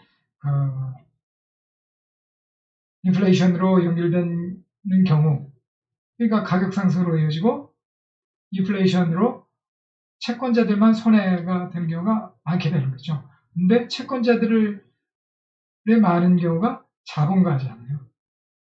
그러니까 이 임금 인상이라는 것이 완전 고용으로 인한 임금 인상이 눈에 가시가 되는 거죠. 자본가들한테는. 그래서 이 미하엘 칼레츠키란 이게 이 사람이 포스트 케인지언이거든요. 케인지언이에요. 원칙적으로. 그래서 소득주도 성장을 주장하기도 했는데요. 나중에 소득주도 성장론 공부할 때 또 나오기도 할 겁니다. 이러한 케인즈주의자, 기본적으로 이 사람이 일갈하기를 공장 내 규율과 정치적 안정성은 재계 지도자들이 이윤보다 더 소중히 여기는 것들이라는 거죠. 그러니까 이런 지배력을 이윤보다 더 소중히 여긴다는 거예요. 이런 통찰력 있는 말을 한 거죠. 카레츠키가 기본적으로 세상을 위계적으로 지배와 복종, 억압과 순응으로의 관계를 보는 파시스트들이라는 거죠. 기본적으로 자본가들은. 그러니까 자본가들은 민주주의자가 아니라는 거죠. 민주주의라면 기본적으로 자유와 평등이거든요. 그렇잖아요? 사람을 모두 다 주인으로 봐야죠. 누구는 주인으로 보고 누구는 하인으로 보면 그게 민주주의자라고 할 수가 없는 것이죠. 파시스트인 것이죠. 세상과 인간을 위기적으로 지배와 복종, 억압과 순종의 관계로 보는 파시스트들이라는 것이죠. 그러니까 자본가들은 이윤 얘기하지만은 이윤보다 더 한 차원 높은 지향점이 있다는 거죠. 무엇이냐? 지배 복종의 관계라는 거죠. 그렇지 않습니까? 결국 완전 고용과 인플레이션은 이윤의 문제라기보다는 지배와 관리의 관점에서 용납하기 어렵다는 거예요. 거기다가 또 이런 그 치밀한 준비와 전략이 지속되어 오다가 어랍쇼 사회주의 국가들이 몰락하게 되네요. 그래서 중국, 동유럽, 동남아 등 수많은 초저임금 노동자들의 신규 편입, 세계의 편입, 자본주의 세계로의 신규 편입이 일어난 거죠. 그러니까 뭐든지 하여튼 뭐 사람이든 물건이든 많아지면 수와 양이 많아지면은 가치가 떨어지는 거잖아요. 가치 저하. 노동자들이 엄청 쏟아져 나왔잖아요. 그러니까 자본가 입장에서는 노동자 쇼핑을 하는 거죠. 어디가 더 싼가 노동자 쇼핑이 가능하게 되고 또 자본 이전 에헤이 여기서 자꾸 임금 올려달라고 그러면은 공장 옮길 거야. 그런 협박을 할 수 있게 되는 거죠. 그러니까 자본가들의 말빨이 세지잖아요. 그러니까 노동자 투쟁력이 와야 되는 거죠.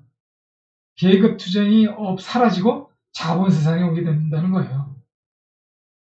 사회주의 국가의 몰락이 신자유주의에 날개를 달아줬다. 아까 그 베를린 장벽에 몰라요 할 때 말씀드렸잖아요.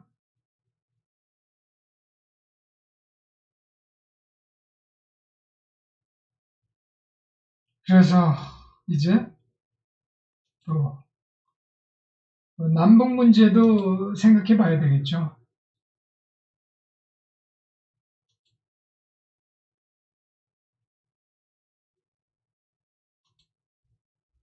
남북 문제라는 게 그 북반구에 잘 사는 나라들하고 남반구에 못 사는 나라들 사이의 문제를 말하는 거잖아요. 남북한 문제가 아니죠.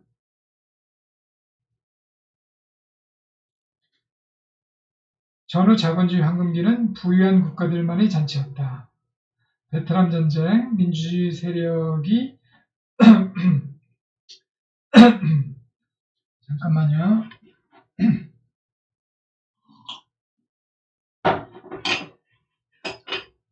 베트남 전쟁도 있었고 또 민주주의 세력의 전 세계적 부상도 있었고 또 68혁명 등으로 남북 민주 세력의 공감대가 표출되었다. 이런 것도 그 자본 세력에 대해서 하나의 위기 요인이 됐던 거죠. 파시즘 세력이 위기감이 고조되었다라는 거죠. 그래서 68년도 서구의 68혁명을 잠깐 참고 삼아 보자면은 이것은 규율 권력에 대한 저항이었다는 거죠. 그러니까 후쿠시의 규율 권력, 우리 지금 규율 권력, 규율 사회, 현대의 통제 사회에 대해서 공부했잖아요. 다시 한번 안 보신 분들은 다시 한번 보시길 바라고요. 그래서 기존의 학생 노동자에서 여성, 이민자 등의 소수자로 어떤 저항이 확산된 사건이었죠. 전후 자본주의와 그 68혁명이라면은 그 케인즈주의 자본주의 황금기의 말기라고 할 수 있잖아요. 그래도 어쨌거나 그 자본주의 호황의 상황이 있었던 것이죠. 자본주의 호황에 만족하지 못하고 근본적인 변화를 요구했다는 거예요. 그러니까 먹고 사는 문제는 해결됐다. 중산층이 탄탄한 중산층이 이루어졌다 하더라도 기본적으로 이 규율, 이 지배층의 규율이라든지 어떤 가족, 사회에서의 규율 권력은 남아 있었다는 거죠. 사회 모든 영역에서의 실질적 민주화를 요구했다는 거죠. 실질적으로 민주화를 해야 되겠다. 그러니까 단순히 정치적 민주화, 선거 민주화, 피선거권, 참여 언론도 뭐 어느 정도 민주화가 됐죠. 그렇다 하더라도 사회, 가족, 사회를 뭐 또 자세히 보면은 어떤 병역 문화, 학교, 또 공장 이런 데서는 사실 민주화가 제대로 이루어지지 않았다는 거죠. 거대 덩어리인 그 국가 전체에서는 어떤 형식적인 민주화가 형식적, 절차적 민주화가 이루어졌을지 모르지만 이런 그 각 분야, 사회 모든 그 분야마다의 사실 깊이 따지고 들어가다 보면은 실질적으로는 민주화된 게 없다는 거죠. 그렇잖아요? 그런 것들까지 이런 그 규율이 남아있는 이런 각 영역에서의 그 미시적 권력에 대한 저항이었다는 거죠. 이 미시적인 권력에 대한 저항이 이 68혁명의 가장 큰 특징이라고 할 수 있죠. 거기에 대한 들레저 와타리의 답이 안티오이디푸스였던 것이죠. 68혁명의 기운을 받아서 제대로 된 사회 비평서가 나왔던 것이죠. 안티오이디푸스. 그래서 요즘에 보면은 우리나라 2030 뭐 요새 MZ 세대 말들이 많잖아요. 저는 이런 68혁명의 기운도 작용하고 있다고 생각이 되거든요. 그다음 우리가 정치적 민주화는 꾸준히 선도적으로 이루어왔잖아요. 근데 이제는 그런 근대적인 정치적 흐름만 갖고는 만족을 못한다는 거죠. 탈근대로 접어들어야 된다는 거죠. 이런 탈근대적 흐름과 통하는 면이 있다. 68혁명과 같은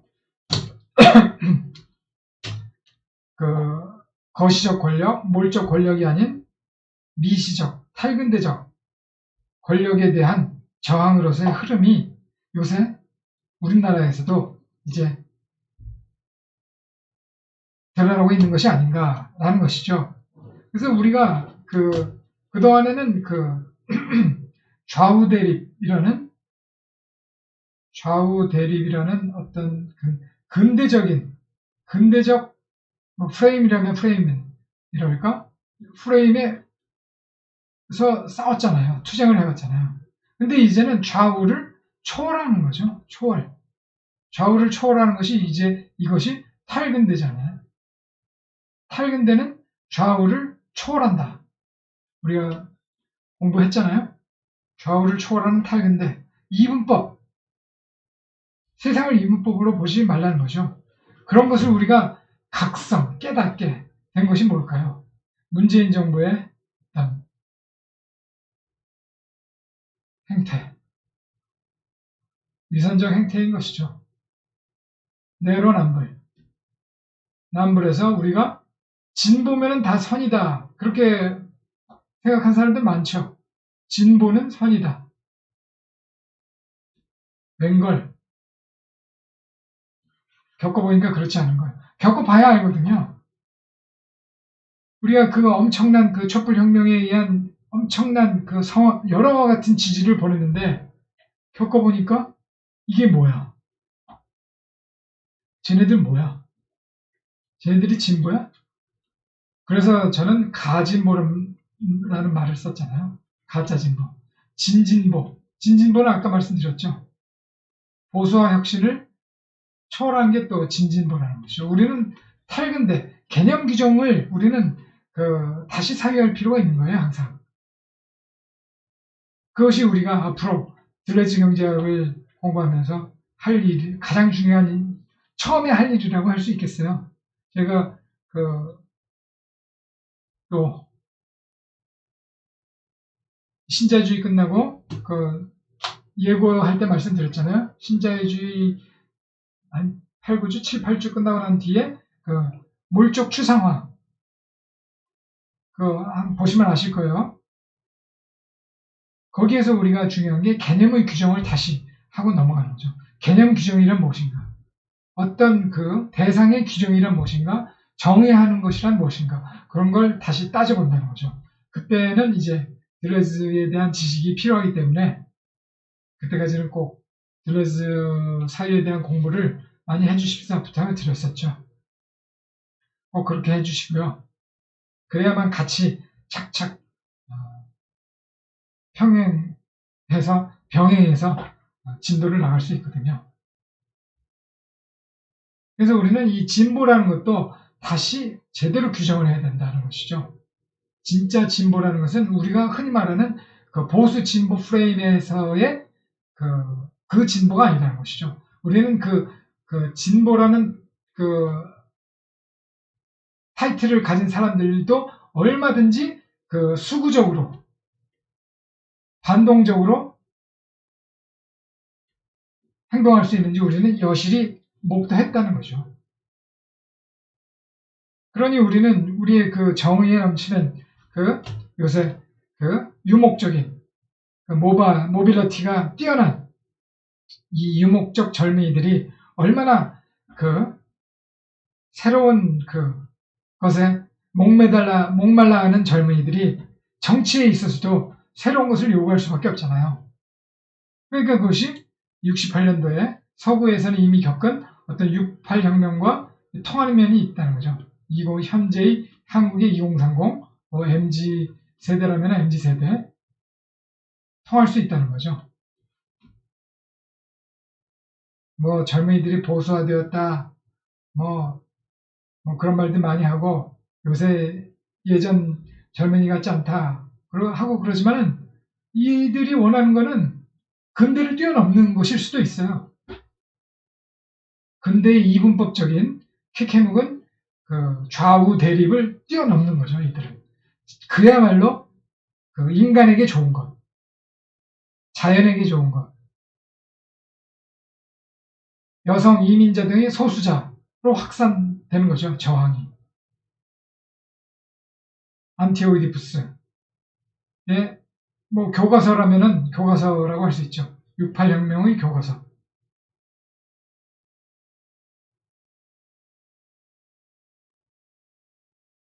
그래서 이런 치밀한 전략과 힘의 균형의 붕괴 이런 것들로 해서 이 대중적 욕망도 이 파시즘적으로 퇴행할 수밖에 없었다는 거죠.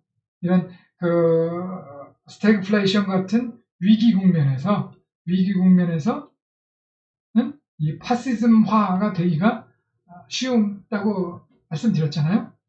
영미 경제력의 상대적 위축으로 인해서 영미 민주주의도 퇴행, 파시즘으로의 퇴행이라는 것은 민주주의 퇴행인 것이죠. 파시즘의 퇴행이 확산되었다는 거예요. 그럼으로써 신자유주의 반동이 가능했다는 거죠.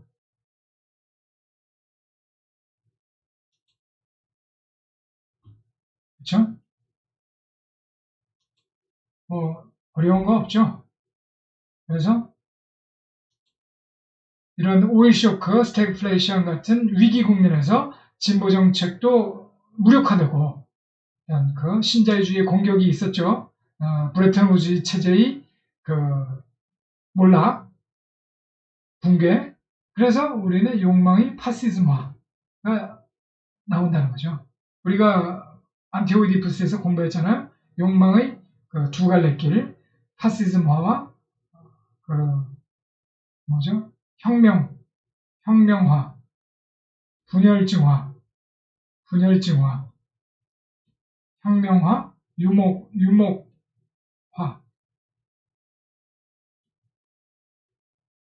무의식의 종합의 유목적 사용, 무의식의 종합의 분리차별적 사용. 사회가 어려워지고 경제가 힘들어질 때 욕망이 파시즘화가 일어난다. 오일 쇼크, 스태그플레이션 이런 위기 상황에서 그런 가능성이 많다는 거죠. 안티오이디푸스에서 공부를 했고 그의 욕망이 이 양극 사회에서 무한히 진동한다, 왕복한다 그랬잖아요.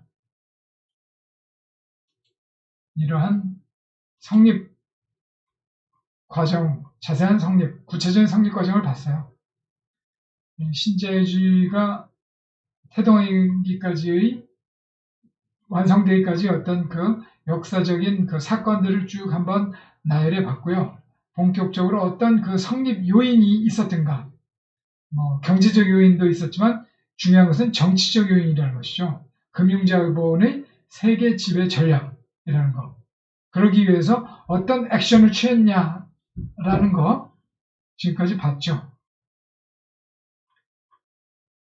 치밀한 이 모든 이 망라하는 이 뭐 재계학계 언론계 뭐 싱크탱크를 망라하는 촉적 환대상 네트워크의 구축이 있었다는 거죠. 환대상 네트워크의 구축. 이제 여기에서 이제 세계 지배가 이루어졌던 것이죠. 이제 오늘 정리하고 끝낼게요.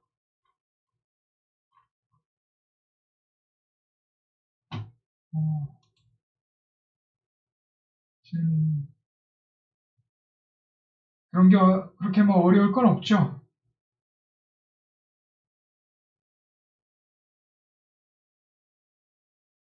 커넥션은 잘 되고 있는데 참여는 저조합니다.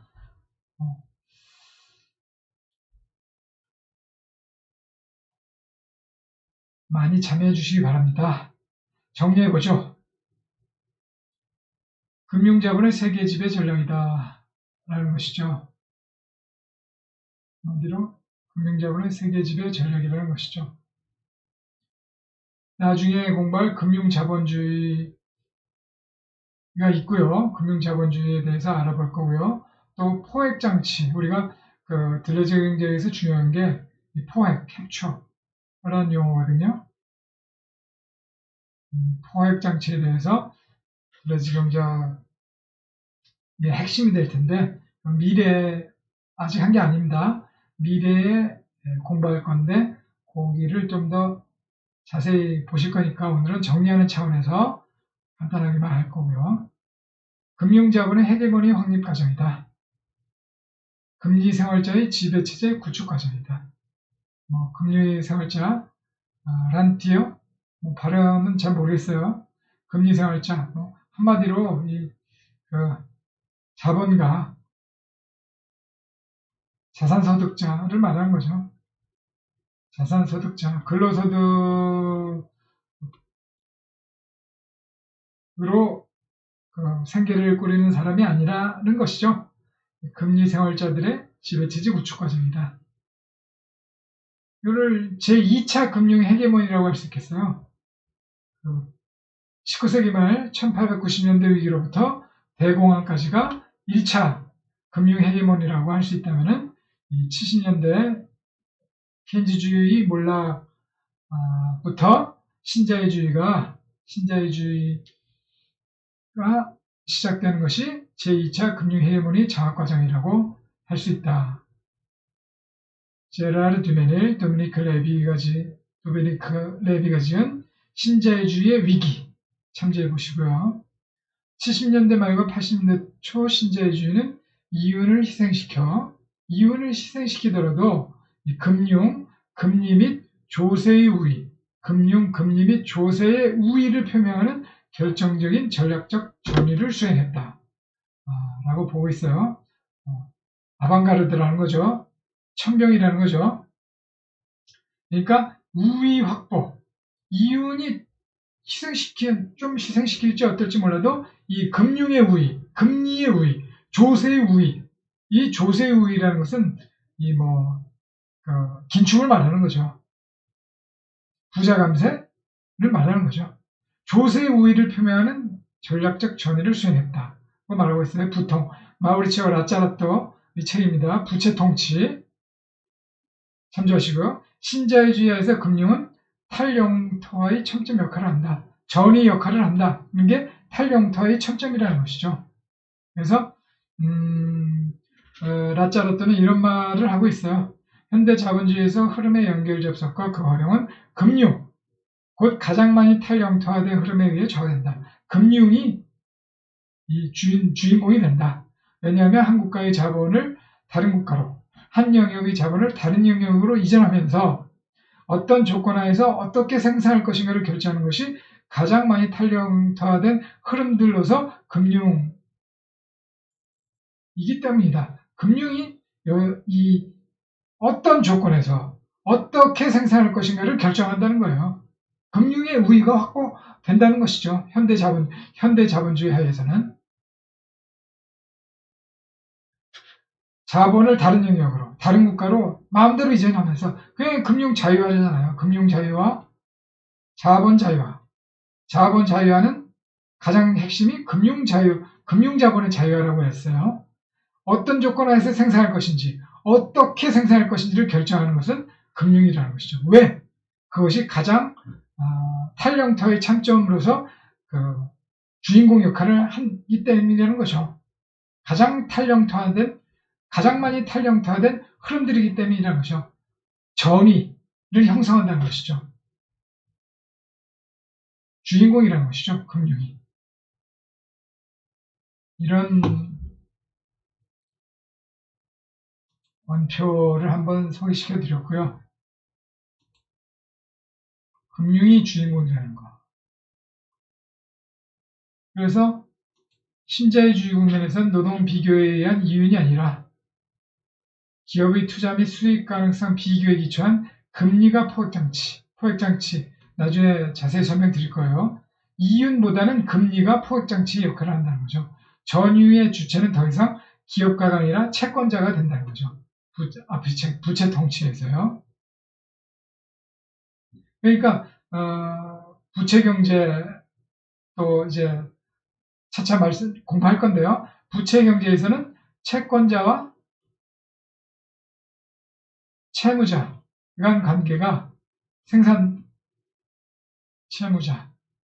채무자의 관계가 사회관계의 근간이 된다는 거죠. 자본가와 노동자의 관계보다 이 채권자 채무자 관계가 사회관계의 토대가 된다. 그렇게 말을 하는 거죠. 브레턴 우즈 체제로부터 해방된 금융자본은 투자와 대출을 통하여 노동뿐만 아니라 사회적 생산물 전체에 대한 포획장치로서의 비교, 전유의 체제를 구축했다는 것이죠. 포획을 하기 위해서 가장 중요한 것은 비교할 수 있어야 돼요. 또 전유, 독점적으로 소유할 수 있어야 되거든요. 그래서 비교, 컴페어할 수 있는 능력, 전유, 이게 appropriation인가? 그럴 거예요, 영어로. 독점적으로 소유할 수 있는, 내가 나만 가질 수 있는 그런 능력이 중요한 것이죠. 비교와 전유의 체계를 구축했다는 거죠. 누가? 금융자본이 그랬다는 거죠. 주인공이니까. 금융 우위를 확보했으니까. 신자유주의 위기 국면의 포획장치는 세금이 된다는 거죠. 위기 국면. 그러니까 신자유주의가 항상 한창 위력을 달릴 때는 이런 금융 자본들이 주인공 노릇을 해왔는데 위기가 닥칠 때 포획장치는 또 세금이 등장한다는 거예요. 오늘날 국가와 자본, 공적 소유와 사적 소유의 구별은 불가능하다. 국가와 자본, 공적 소유와 사적 소유는 밀접하게 연결되어 있다는 거예요. 왜냐하면 국가에 거친 화폐, 세금이죠. 곧바로 조세 도피처에 숨겨진 채권자의 은행과 구자로 들어가기 때문이라는 거죠. 그러니까 뭐예요? 구제금융이 이런 식으로 된다는 거예요. 구제금융이 어디에서 나오는 거예요? 세금에서 나오는 경우도 많다는 거죠. 양적 완화 같은 경우는 돈을 찍어내기도 하지만은 이런 세금이 구제금융으로 들어갈 수도 있다는 것이죠. 국가에 거친 화폐가 곧바로 조세도 배치에 숨겨진 채권자들, 망하게 생겼다, 앙강되면은 국가가 구제를 해주는 거예요. 그래서 이 가치의 포획장치가 세금이 된다는 거죠. 가치가 누가 생산했어요? 모든 경제 구성원들이 생산하는 게 경제적 가치잖아요. 그것을 세금으로 포획해서 이제 채권자들이 부자로 들어간다는 거죠. 그런 경우가 많이 있었잖아요. 그러니까 위기 국면에서는 그렇다는 거죠. 그러니까 이런 것들도 이제 금융위기가 왔을 때 다른 정책, 더 공정하고 공평하고 또 서민들을 위한 그런 정책을 많이 써야 되는데 금융위기 때는 우선은 금융기관들부터 살리고 보잖아요. 그런 것들도 이제 고쳐나가야 되겠죠. 그런 것들이 이제 우리가 차차 공부하면서 기본소득도 공부하고 경제민주화도 공부하고 또 들러지 경제학의 여러 정책들, 제도들 공부할 거니까요. 기대해 주시고요.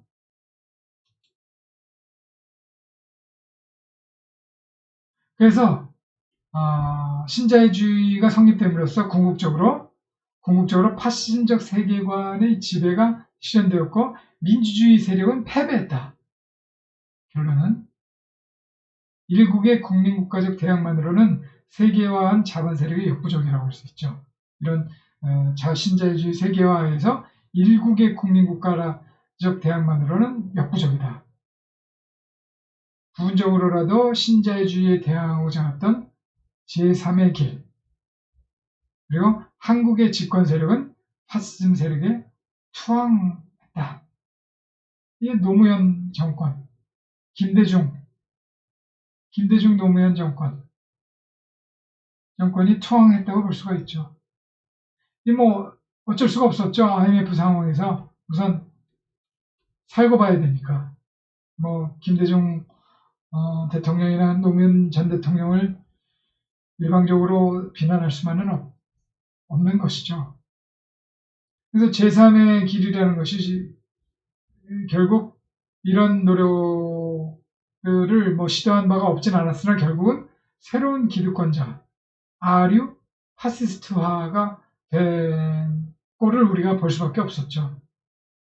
클린턴도 뭐 미국의 진보 진영이라고 하는데 마찬가지고 영국 노동당의 블레어, 독일의 슈레더 이런 것들이 블레어, 슈레더 이런 사람들이 제3의 길을 간 거잖아요.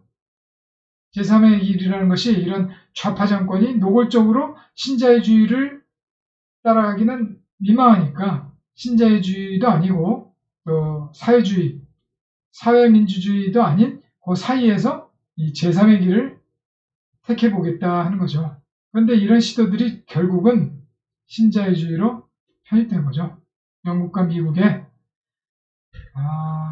백기투항할 수밖에 없었죠. 김대중 노무현 정부 뭐 나름대로 제3의 길을 가고자 했을 텐데 결국은 이명박 정권, 박근혜 정권으로 넘어갔잖아요. 이게 이명박 박근혜 정부도 뭐 민주정부라고는 할 수 있죠. 형식적 민주정부라고 할 수 있겠지만 대중의 욕망은 이미 파시즘화 된 거죠. 파시즘화. 우리의 사유는 지배된 거죠. 세뇌.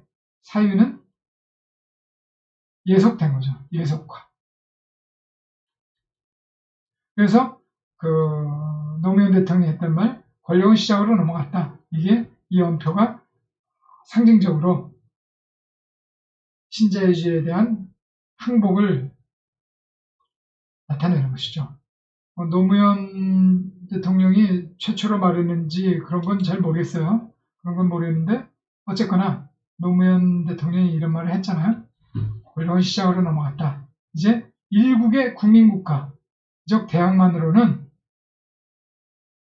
이런 신자유주의에 대항하기는 역부족이다. 이 자본의 통제를 통한 민주화,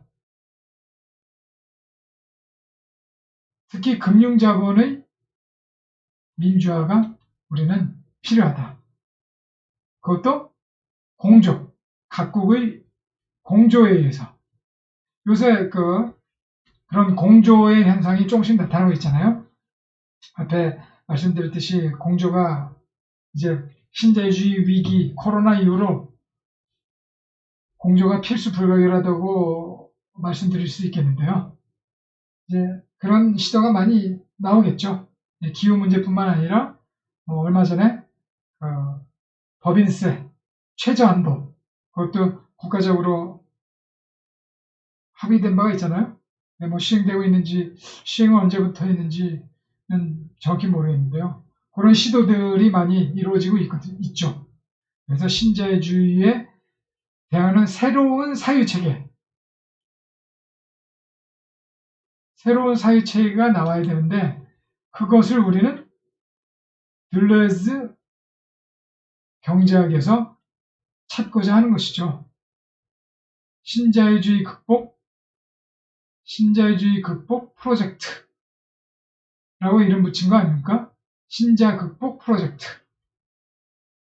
프로젝트를 우리는 사유의 측면에서 들레즈 경제학에서 찾고자 하는 것이죠. 들레즈 경제학에서 우리는 신자유주의 이런 치밀한 조작, 지배 전략에 대항하기 위해서 우리는 들레즈 경제학을 공부하고 또 이제 최초이기 때문에 앞으로 워낙 시작이 미약할 거예요.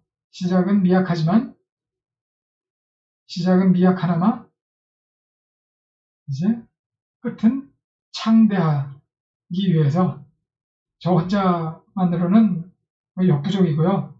말 그대로요. 여러분들과 함께 토론을 거쳐나가면서 할 거니까 여러분들 참여가 필수적으로 있어야 됩니다. 그렇다고 생각하시지 않으십니까? 저 혼자로 되겠습니까? 이제 오늘 마칠 때가 됐습니다. 2시간이 거의 다 돼가네요. 오늘도 여전히 참여하는 미미한데 지난번에 정치 시즌3 하면서 참여가 그래도 저는 구독자도 그렇고 구독자는 예전에 포기했고 또 이 참여하는 것도 이제 토론이 되려면은 여러 번 말씀드렸지만은 한 3-4분이 토론하는 게 가장 좋거든요.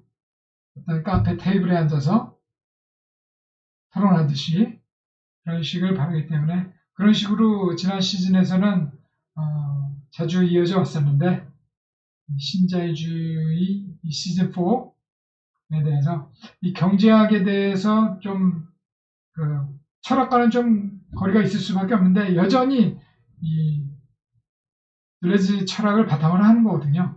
들레즈 경제학이지만 들레즈 경제과학과 경제 철학을 같이 하는 거기 때문에 여러분들이 이제 경제학을 중심으로 한 경제학 관심 있는 분들, 철학 관심 있는 분들 모두 다 흥미가 있을 수 있는 주제거든요. 많이 참여해 주시기 바랍니다. 오늘은 여기까지 하겠습니다. 다음 시간에는 신자유주의 정책들을 자세히 알아보는 시간을 갖도록 하겠습니다. 오늘 이만 접도록 하겠습니다. 다음 시간까지 건강히 다시 만나도록 하시죠. 안녕히 계십시오.